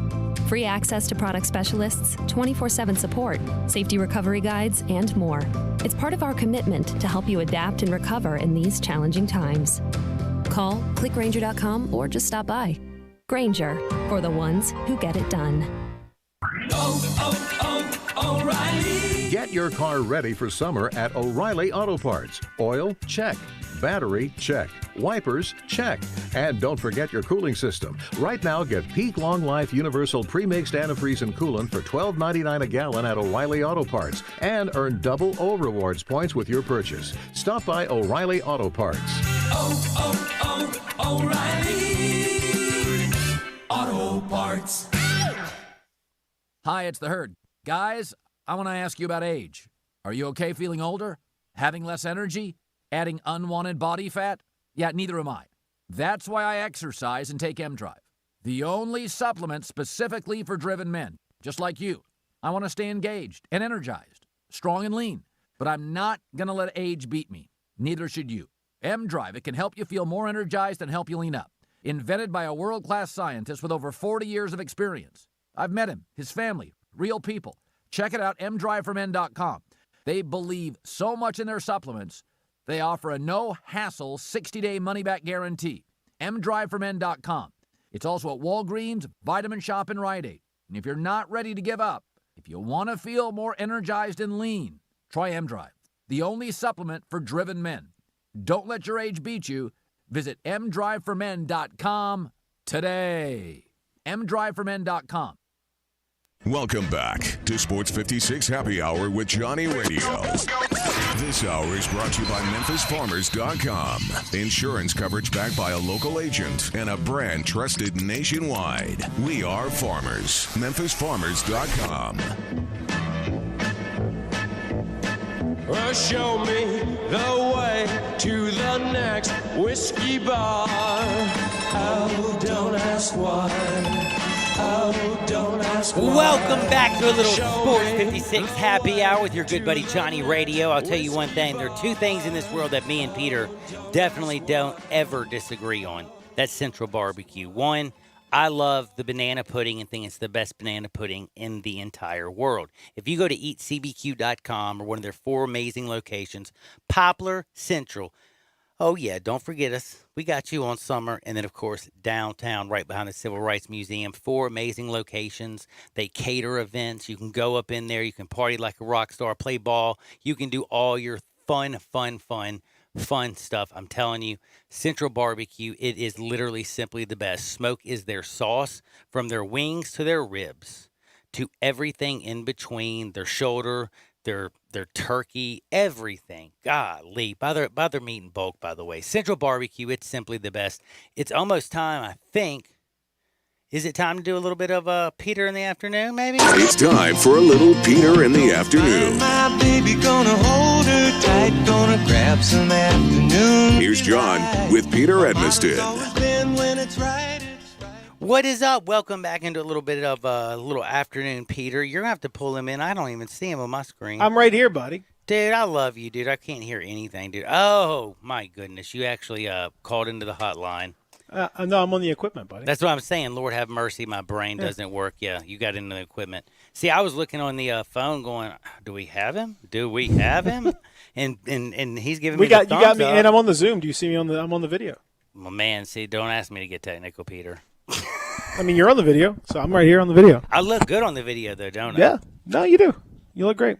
Not as good as me, but you look good. By the way, I don't have any hair, though. Did you hear about my head getting shaved? What happened there? Don't ever get really drunk on July 4th. Invite people over so when your wife shows up that you're passed out. Tell me what you got drunk. You got to tell them what you got drunk on. I didn't realize they had alcohol. Okay? They were little seltzer drinks that tasted like fruit. And there's these new little I mean, I know exactly what you're talking about. Oh, yeah. I got plenty of those in the fridge. Oh, yeah. Well, you drink like 30 of those suckers and do a couple shots of tequila, and you think you've just done 2 shots of tequila, and for some reason you have no idea why you're blind. So be careful, people. They'll sneak up on you. There's no question about that. Those seltzer things are crazy. Yeah, they got like 5%. You know, so it's like a beer, pretty much. Woo! I'll tell you one thing. It is scary, but there's nothing more scary right now than what's going on with, I think, Dwight Howard, because I have I did not know how you were going to finish that sentence. I did not expect the Lakers. Dwight I'm Howard. serious. I'm serious. And all of a sudden, dude, once he said he was back in and he's in the bubble, I didn't care about JR joining. I'm happy that JR joined because I think he's better than Avery Bradley. I'm happy. You have Anthony Davis. You have Dwight Howard in the back, dude. What 7 feet of nastiness. Mm-hmm. Plus, you have LeBron, who's out in the front playing a shooting guard or a guard, and he's 6'8", 265, 270 of just nastiness himself. Y'all have seen the block. So I'm thinking defensively, the Lakers look nasty for what they're about to go do in this bubble. And I think with the short, basically, you have a long layoff and you have a short time to basically get ready. I think whoever is real defensively strong, and I look at the Lakers and I thought they're very defensively strong. And then I saw Dwight Howard, who hasn't wore a mask, who's the number one person on the hotline. Everybody's calling in. And then he just went out and told everybody he's an anti-vaxxer last night. Yeah, he's kind of a like a conspiracy theory guy. He's kind of got a little Kyrie thing going.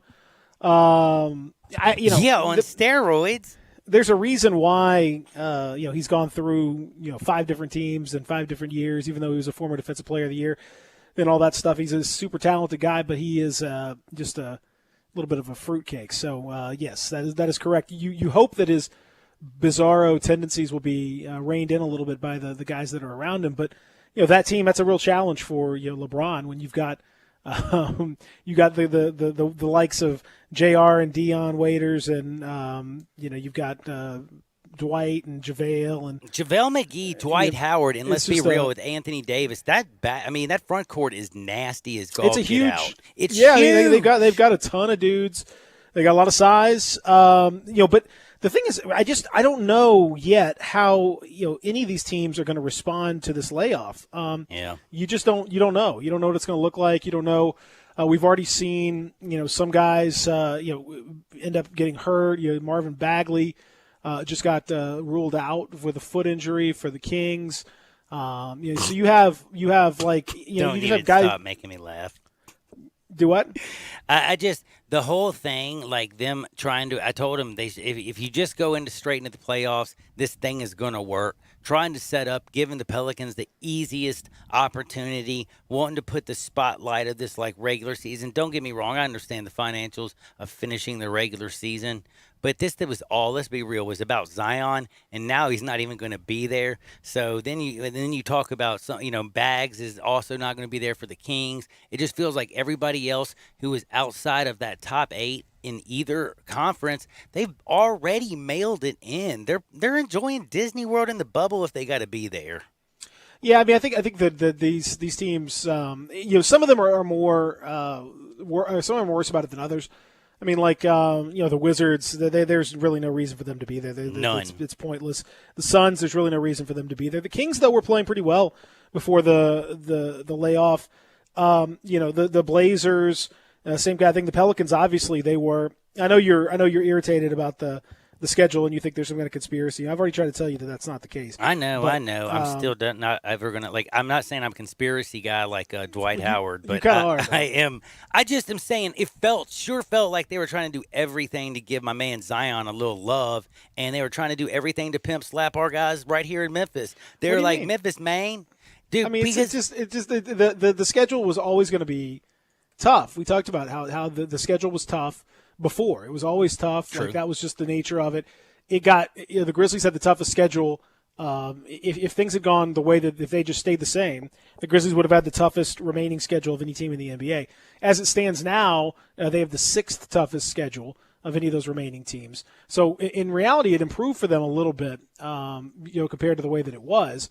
And the Pelican schedule got harder. I mean, it's still the easiest of the bubble schedules, but it's harder because of the amount of games. Yes. Because not just the amount of games, just the teams that are playing. I mean, you lopped off the 8 worst teams in the league, and they were going to play 2 of them, I think. So you instantly up their schedule as a result of that. So I mean, the Grizzlies are in a good. Peter. Go the ahead. Grizzlies are in a good position. My conspiracy theory down. I don't want you out here sounding like Dwight Howard, Thank you. rolling around and saying That's why I bring you on, man. That's there's why I bring you on when I there's talk plenty basketball. of conspiracies if you want. And the other one that was knocked down is the idea that the NBA wanted Zion to win the win the Rookie of the Year. No, if that were the case, 8 games they're not even going to count those 8 games. Exactly. If that were the case, except for they did make that decision after he did opt out. But that's just if you want to be a conspiracy theorist. I'm sorry. If you feel free, if you want to be, I'm if you just want to do having it, fun. man. Hey, Can I listen, just I tell you, got my get that I'm bringing tinfoil in, hat okay, on. hold on. One, I've already got yay Dwight Howard, a man who stands up for his rights. I'm just kind of actually playing off right now my text line 67129 Yeah. and trying not to laugh and enjoying also the humor with you because I do know the reality actually of the situation. But in all honesty, like we talked about, I'm going to get off these Lakers right now. I promise you. But with the thing that happened with Kobe and Gigi and Vanessa, and I think of that for some reason. You heard LeBron actually speak of that. Then when you hear Dwight, in all honesty, is there going to be is this going to be about maybe the most focused team that's in here? And I mean, heck, if you got one dude who's just like talking anti-vaxxer and jumping down slides and not wearing the mask and calling people out for telling on him and everything, do you think that could be enough of a distraction? Like you said, you're already bringing in Deion Waiters and J.R. Smith. Yeah, I don't know. I mean, that's the thing is I think that LeBron will be very focused. I think that Anthony Davis will be focused if he can stay healthy. I think they'll have plenty of guys that are going to be locked in.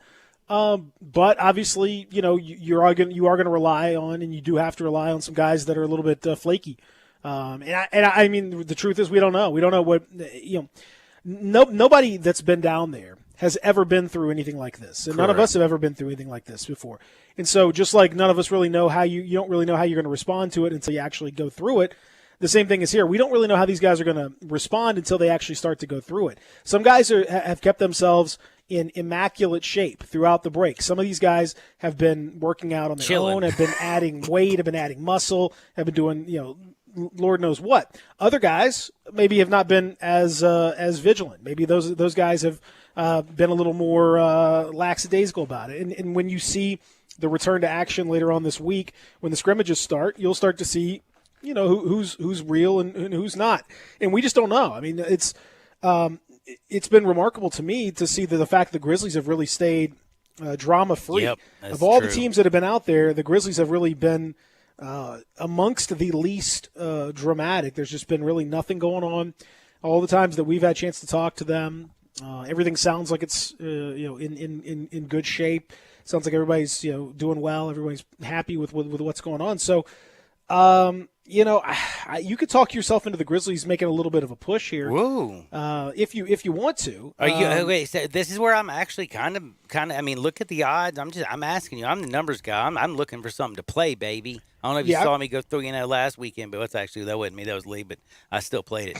But what I'm trying to say is, I look at this Grizzlies team like you were talking about. Ja looks like he's ready. Trey J's doing his thing. Jonas, Valanciunas, big bad mama jamma. How's Clark and how's Winslow though? Actually, what about those two guys? They doing okay? Yeah, everybody's doing. I mean, in terms of health, they're all healthy, including like Jonte Porter, Grayson Allen, guys that were out. And didn't really expect to get them back. Didn't expect to get Grayson Allen back. Wouldn't have gotten him back, except for the way the season has played off. Did not expect to see Jonte Porter at all before next season, but he's in their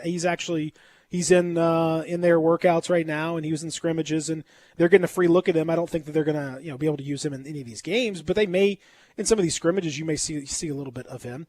And then everybody else is healthy. Yeah, Brandon Clark's fully healthy. Jaren Jackson Jr. is fully healthy. Those guys would not have been healthy, at least not fully. And Justice Winslow, the Grizzlies are a fully healthy team at this point.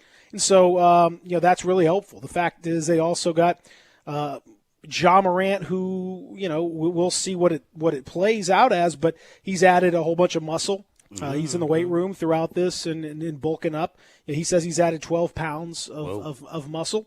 We'll see if that is if that's shown out on the court, because if it is, then he theoretically should be able to get to the basket and handle contact a little bit better, finish with a little more certainty. And he was already a pretty darn good finisher for his age, but if you add a little more power to it, then that's something else. So, I'm cautiously optimistic about what the Grizzlies can do. And I think, they just maybe set up to maybe surprise some folks. Weirdly, kind of a different question after listening to you talk about that. Most people don't look at the coronavirus and find anything positive about it. Again, I'm always just trying to find the positive out of something. Ja Morant was having he's going to be the Rookie of the Year. He was having a hell of a season. He gets a break. Things are different down in this bubble. Yes, it is a different world, but it did give him an opportunity to step away, mentally refresh, put on 12 pounds of muscle, like you said. And now, yes, they're going back in this bubble, but he's still a young man. I don't see him being one of the guys who's just like really fearful of everything. And he's going to go in there with that different mindset. It's almost like 2 seasons in 1 season that he's getting all in his rookie season. If you could ever say anything positive about COVID-19, might that be the only thing?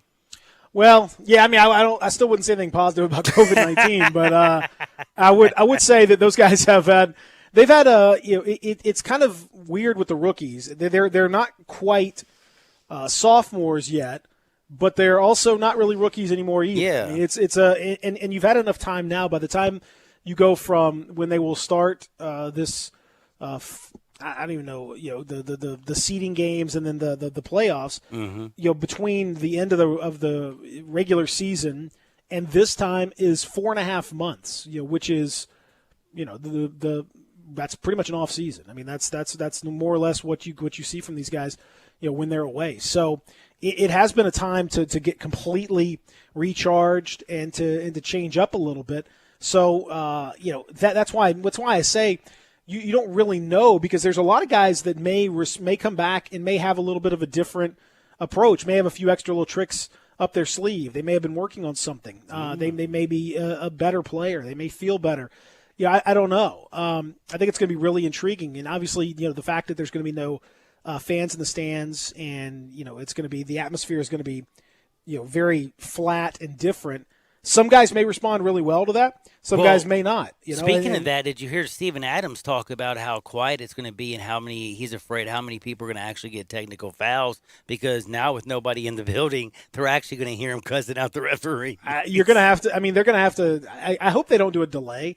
I really want them to just do like like they did with the Last Dance, and just have some of the games on ESPN2 with uncensored, and have the other ones on ESPN or whatever. A 7-second delay. I want to hear the whole thing. I want to hear the whole. I want to hear the whole thing. I just heard. I was watching my soccer team play here as we speak. They're playing, and I was watching earlier today, and you could hear ball goes out of bounds, and one of the guys from my team calls the referee a wee D asterisk K. He said, "Yo, weed," and I was like, "Yeah, okay, all right, let's get after it. Let's get after it a little bit." So, dude, Bryson DeChambeau's been as loud as you could possibly want to. Just, oh yeah, well, he's crazy, but I mean, I'm just saying, I love the fact that these guys, I want fans again. I'm just saying, sometimes you have to admit these mics. And nobody out there, they are catching some funny stuff. I mean, it's definitely interesting, and it provides a different approach to the game, which is cool. I think it's pretty evident that you need the fans for the atmosphere. The atmosphere is not the same, and it's a shame that it's kind of worked its way like this. But that is one of the more intriguing things to hear. Some of the screaming, yelling, to hear what some of the guys say to each other.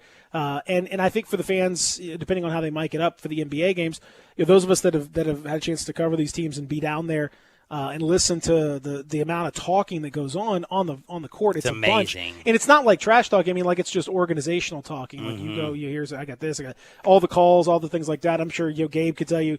And you could talk about, you guys, you played baseball at a high level, Gabe played football at a high level. Everybody, you constantly have to communicate, and everyone's talking, everyone's saying things, everyone's putting guys in position, and you just don't get to hear it very often until you get the fans removed from the action. Well, speaking of hearing it, make sure you hear everything right here from 7 to 10 Sports 56 Mornings with my man Peter Edmiston. What a segue! I love that segue. Man, thank you, and don't forget, make sure also read him at the Athletic Memphis. Look at man. Gabe. Look at Gabe. Gabe's looking good over there. How you doing, buddy? You doing good? Doing great. By the way, I got a question. You doing well? Who's got the bigger head in radio? You or Gabe? He has the bigger head, but I am very, very close. Yeah, he's extremely close. You're growing. Hence, the fatality rate. Well, that is outstanding news, but it was so bad that a few days ago they were bringing in refrigerated trucks to act as temporary morgues in Houston, Texas. That's not that far from Austin. But Texas fatality rate's 1.20%. But who's believing 50,000 gathered up around each other, even if you could? Look, without being too political, and I don't want to be. I really don't want to be. But I know that this is an even-numbered year, and we know the stakes in November, whatever side you're on. The people in Oklahoma spoke at the Trump rally. Yeah. They didn't want to be in there around each other. Well, what about NASCAR? NASCAR, which has incredible and that's fanaticism. Outside. And Texas football's outside, too. They had the opportunity for the Bristol event in a 162,000-seat stadium. They were given the opportunity to sell 30,000 tickets. 20,000 people showed up. That said something to me. And I'm just looking at our own health department. If we're going to speculate, Stats, let's look at what we already kind of know about what Dr. Haushalter, Dr. McCullers are thinking about.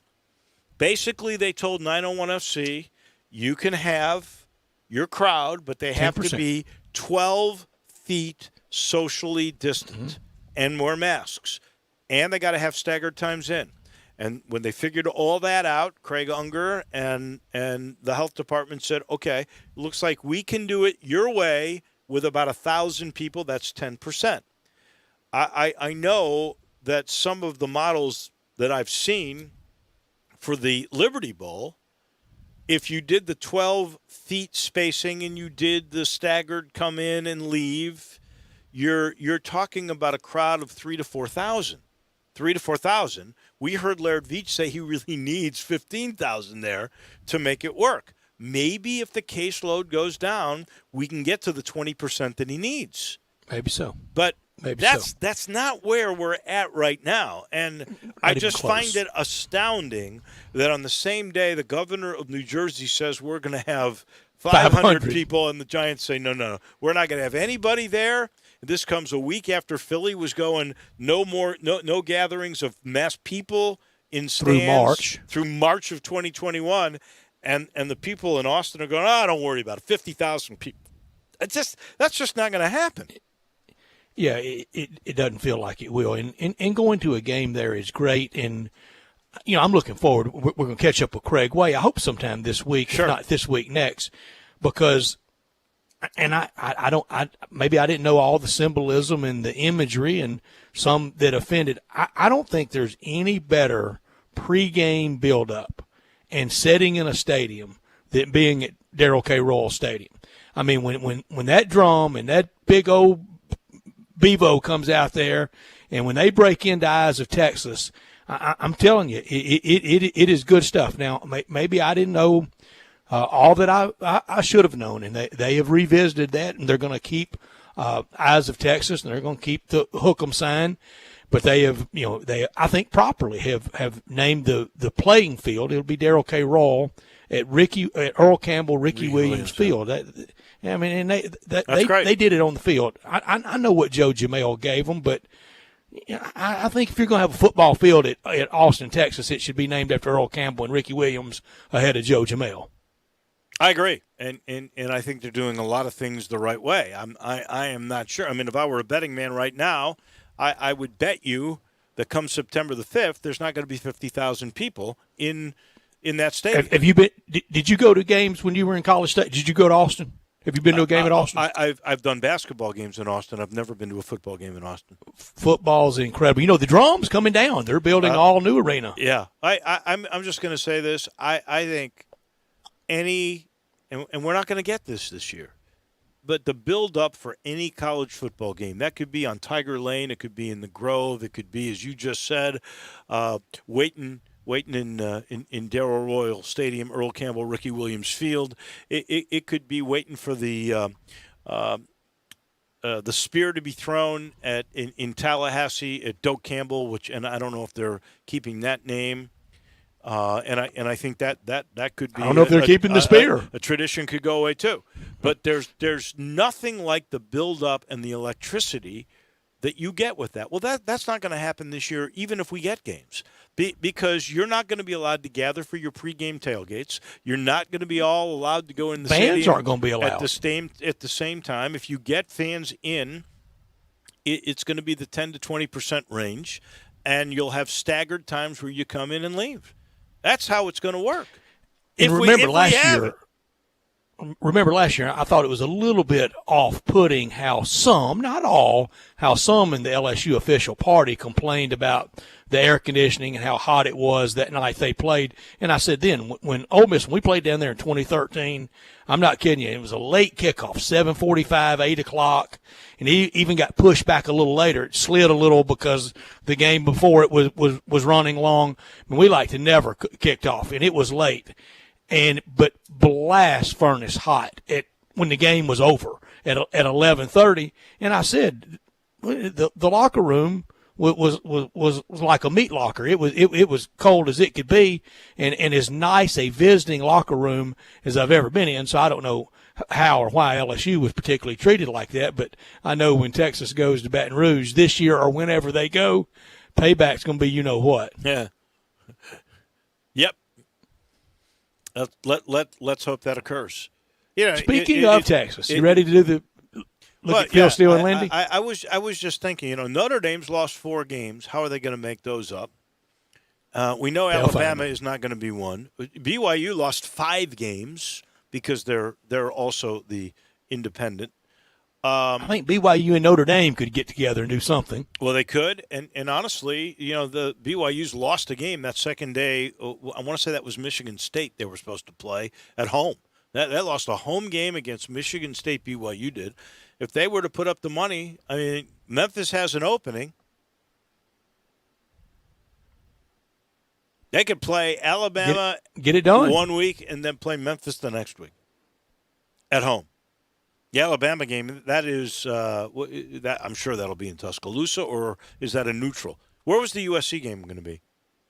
It was going to be neutral in Arlington, but I don't know if we're going to have many neutrals this year. Mm-hmm.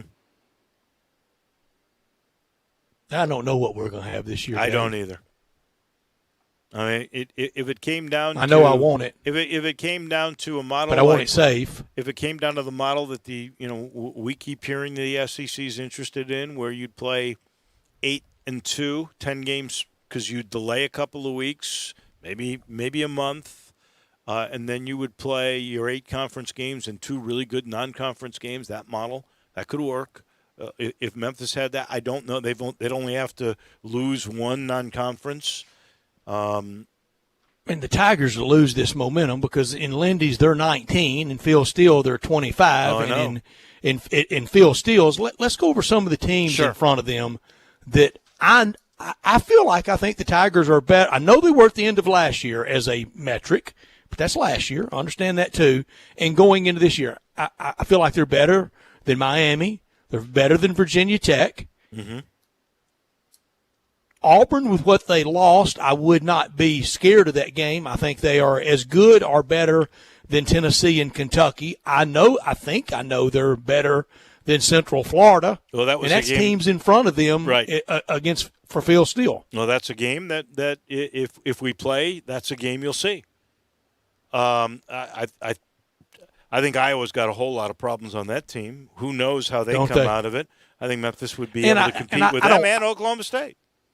And I don't want to fight too hard over are you 17 or are you 22, but this kind of sets the dance music for the first AP poll, and that matters because that's where the first slotting occurs. Now, you can always leapfrog. You can always win your way out of the original slotting. Phil Steele and Lindy and everybody in the Western world that talks about college football in some shape or form got Ohio State, Clemson, Bama, and Oklahoma in a top 4. I think they agreed on that. Everybody. Phil Steele's got A&M 5, Florida 5. I don't think either one of them are 5, but I know A&M's not. Well, A&M in Lindy's is 16, so there's a big discrepancy there.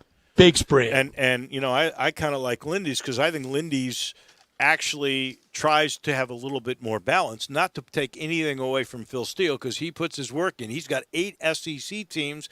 Lindy's has 6. He does, but we're allowed to disagree. Sure.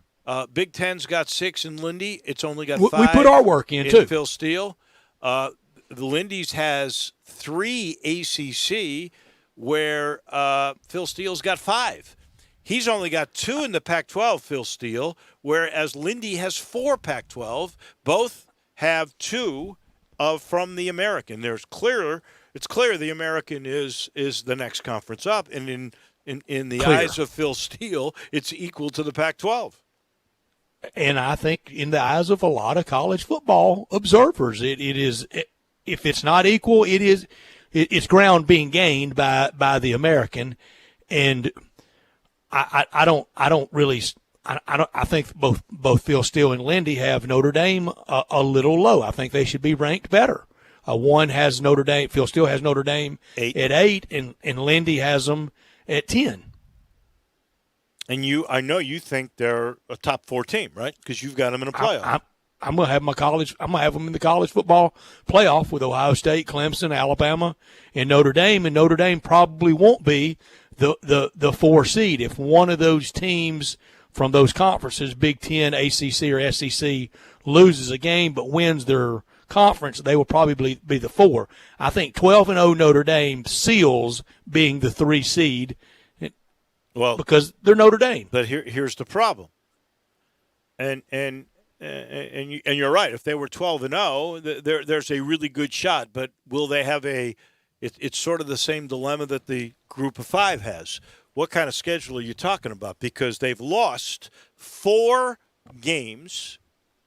Wisconsin's a big loss for them. They've lost 2 Big Ten teams and 2 Pac-12 teams. So who are they going to replace them with? They do have the Arkansas, but how good is Arkansas? I mean, is that going to be a barometer? 4-20 the last 2 years. Right. So you're 19-game SEC you're losing not streak. Getting any kind of boost from playing that. Zip. And they're playing Wake Forest, and although Wake Forest is under David Clawson, they've been a much better team. But where are they in this? I know they're in one of the polls. I don't think in either. I think they're in the top. I don't see 30. I think they're. They may have been in the top 35 in one of these polls that I saw. Okay, but I didn't go out that far. They're not 25. That's for sure. So you're talking about Arkansas, Wake Forest, Duke. I think is on their schedule. I don't have their schedule in front of me at the moment, but they've lost 4 games, and the 8 that they've got, lost some heft. The 8 that they've got, I don't think it's enough to say this is a playoff team. May not be, and then that will be really tough on the committee. And we're talking like we're going to have football. That would be really tough on the committee to sort that out. Drew, I just can't see Notre Dame being denied. All right, let's go. Do you want the remaining schedule? Give that schedule. All right. Yes, thanks, Drew. Remaining schedule, start the season off against Navy if that actually gets played. Arkansas, Western Michigan, Wake Forest, Pitt, Duke, Clemson, Georgia Tech, and Louisville. So if they were to beat Clemson and Louisville, then maybe you can make a claim. Maybe. They're in. Maybe. But all those others, that means they'd have 2 big wins. And that would make them the 3 and Clemson the 4, even winning the ACC. Well, if Bama and Ohio State ran out. Right. I don't know. I don't know either. And Oklahoma's going to be hard, in that. hard to pick. I mean, Oklahoma. Dave, really difficult to pick the games when we really don't know the schedule anymore. And let's face it, Oklahoma will have some say they're 5, and they're Drew and I going tried to play a better schedule. We picked the Tiger schedule while you were away, even not knowing really what it's going to be now. So I know this. They will not lose at this point on September the 12th. We didn't have them losing there anyway, did we, Drew? No, we didn't. I had them at a solid 11-1. Who's the one lost to? I think it was at Cincy. I had 10-2, and I went looking for 2 losses, and I found them against Cincy and one other road UCF? AAC. Yeah. UCF is at home. And that was just looking. Oh, no. Is it? That's a home game, yeah. But SMU there was on the one road? other. I think SMU's on the road. It might have been Central Florida, but I was looking for 2 losses. I don't know if I really believed it, but I was just looking for 2. Might amend it to 1, but it wasn't permanently etched in stone picks either, Dave. Well, yeah, and they can avenge a loss. Let's say they lost to Cincinnati and then played them in the championship game, or UCF Probably beat be there, Cincy though. and they played them in the championship game, won that game. That would at least – I'm just looking for the New Year's Day 6. That's all I'm looking for. and still very much alive for that. And really, I think, what is it, 3 of the last 4 years or 4 out of the last 5 years, the American has had the New Year's Day Bowl slot. Boise got in one time. Yeah, and Boise's gonna. They're scheduled. Don't sweat Boise. I hope not. There's some guys have Appalachian State up high, and you've got to put them in that New Year's Day 6 mix. But normally, they're going to fall in some conference game on the road or something.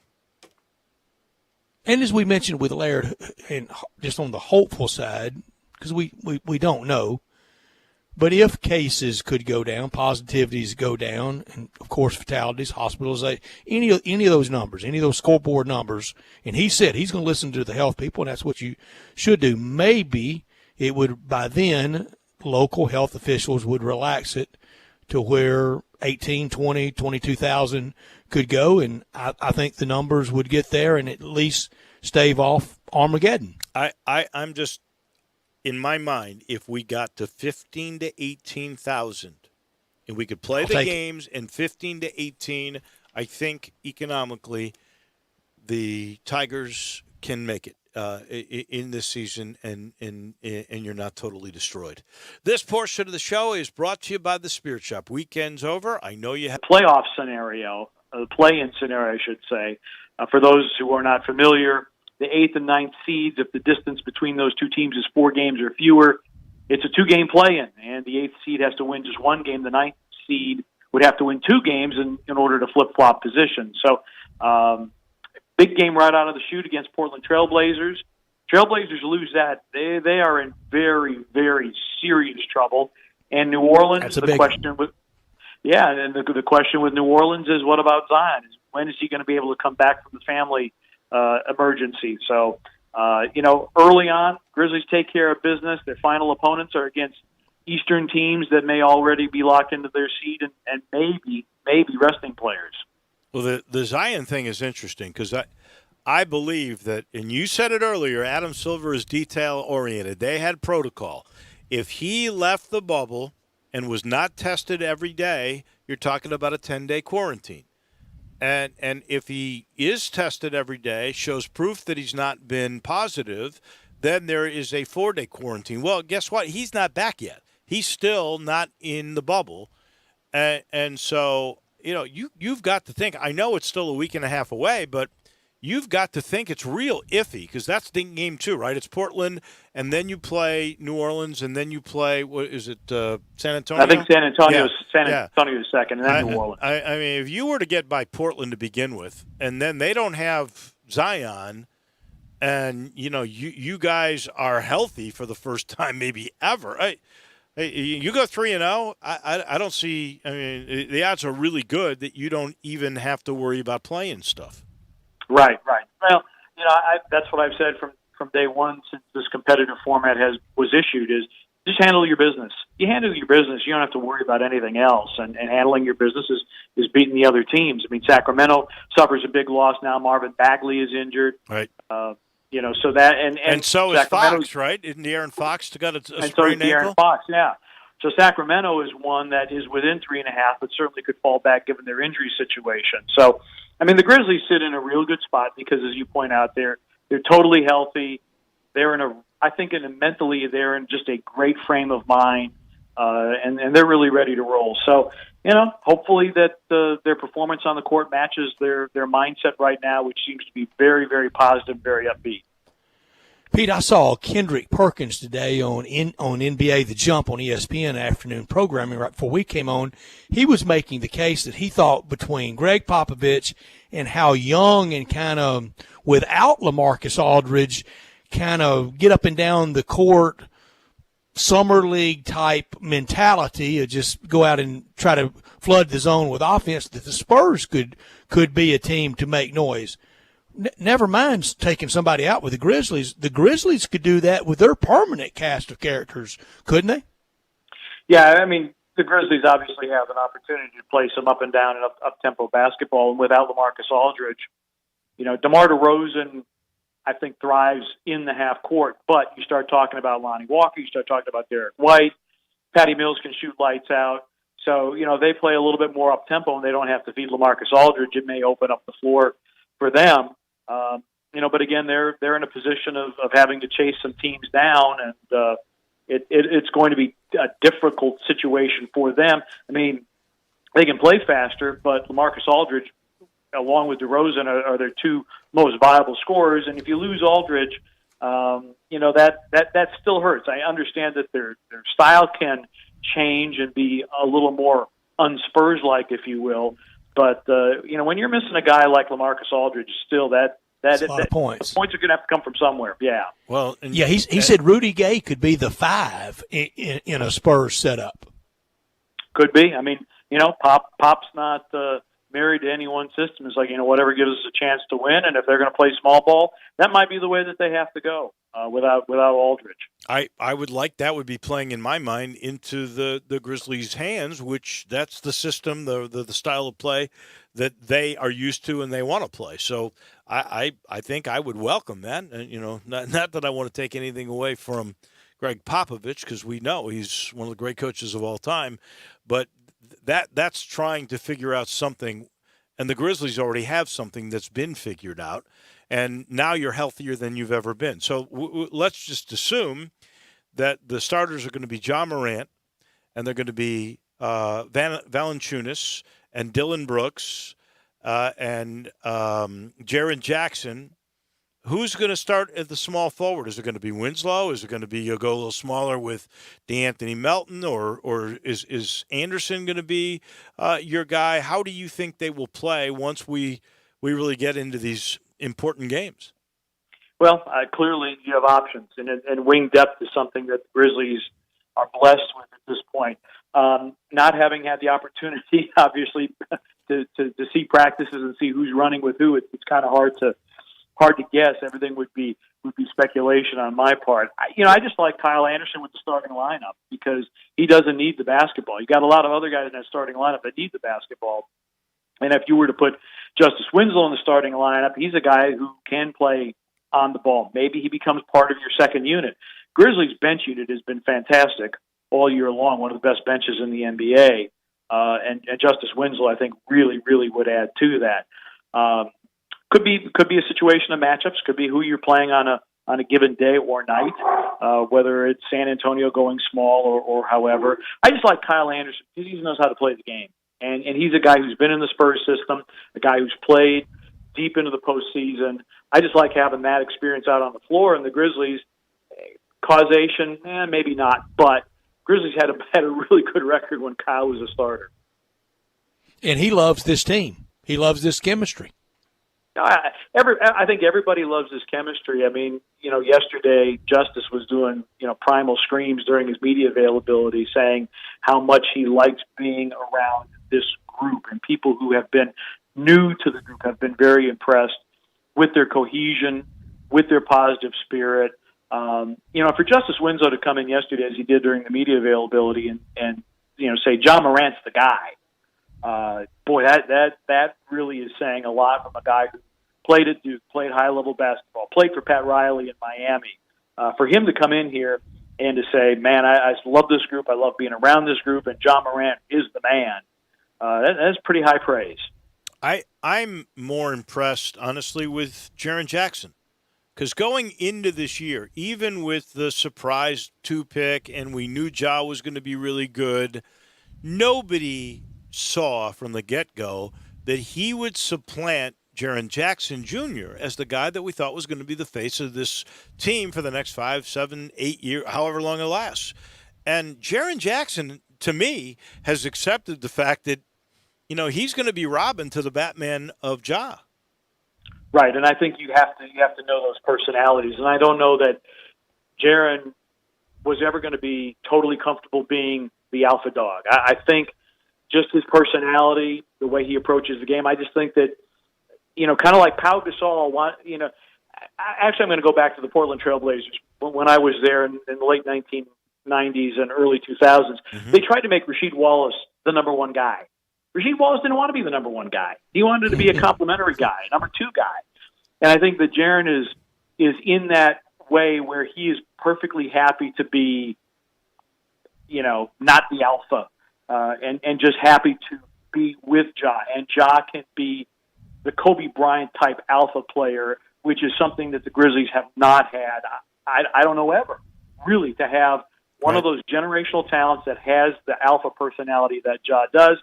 And I think that Jaren is very, very comfortable and very happy to say, Ja, you're the alpha, I'm your sidekick, and I think he's perfectly happy with it. They're really good friends off the court, and I think it's a synergy that's going to work well and pay benefits for this team. Pete, when did you know John Morant was that good, that he could be a once-in-a-generational kind of guy, as you say, the alpha?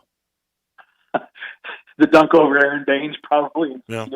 Well, you know what? Honestly, it goes back even earlier than that. Grizzlies are playing Brooklyn. Kyrie Irving is out there.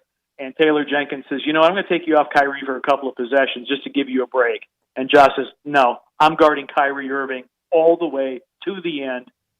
Blocks the shot that Kyrie Irving could have won the game for Brooklyn. Comes up with the crucial assist, the game-winning assist. Jay Crowder hits the three. But you look at the little subtle movement of Morant and what he does to kind of sort of set a soft screen so that Jay can actually get a good look at the rim. You're looking at that and like, okay, this is not your average rookie. And just to hear Ja talk and his ability to have total recall for a particular play and what all 10 players are doing at any given moment, that he can recall that, kind of like LeBron James, that early in the season, and I'm like, okay, this is really special. Yeah. Yeah, and Pete, you couple that with the fun-loving, to be 20 esprit de corps. When he needs to be serious, he can be the alpha, and when he knows to have fun, because you should have fun playing, accomplishing something at the level he accomplishes it. That's a really good point. I mean, he does have multiple sides to his personality. He's not all business, cold-blooded killer, and he's not all happy-go-lucky.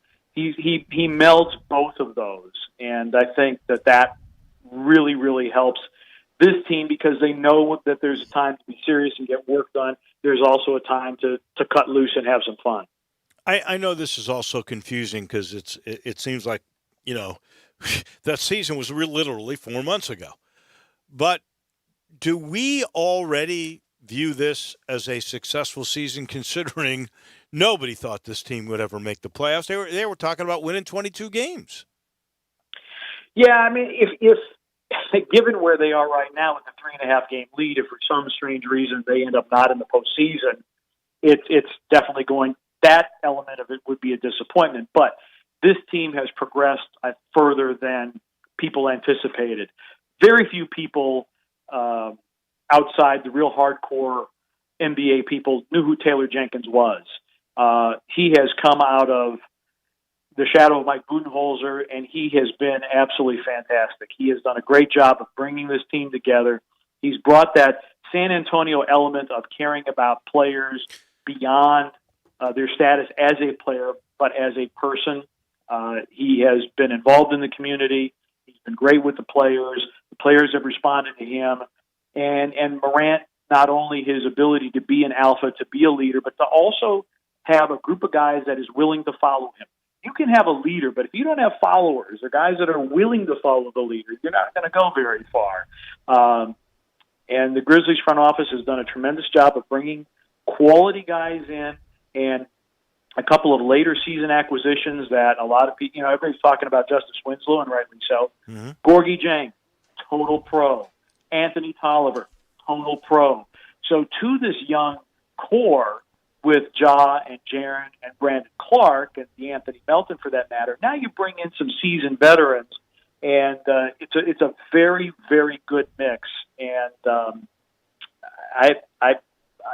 season has been a very, very pleasant surprise. You just would like to see them pay it off with a playoff appearance. Pete, we all do. We all appreciate Mike Conley and what he did here. But aren't we kind of maybe on our way in our Memphis basketball life, on our way with Ja of having the very, very best of Mike Conley and some of those things we wished Mike Conley would have been? Yeah, that's a good point, Spats. I mean, Mike was a good leader, but he was a quiet leader and flew under the radar. And I think sometimes to his detriment, particularly when it came to name the All-Star reserves, you're not going to getting overlook calls. John Moran. Yeah. I mean, you're not going to overlook John Moran. I don't think there's any way that anybody's going to do that. So, yeah, you're looking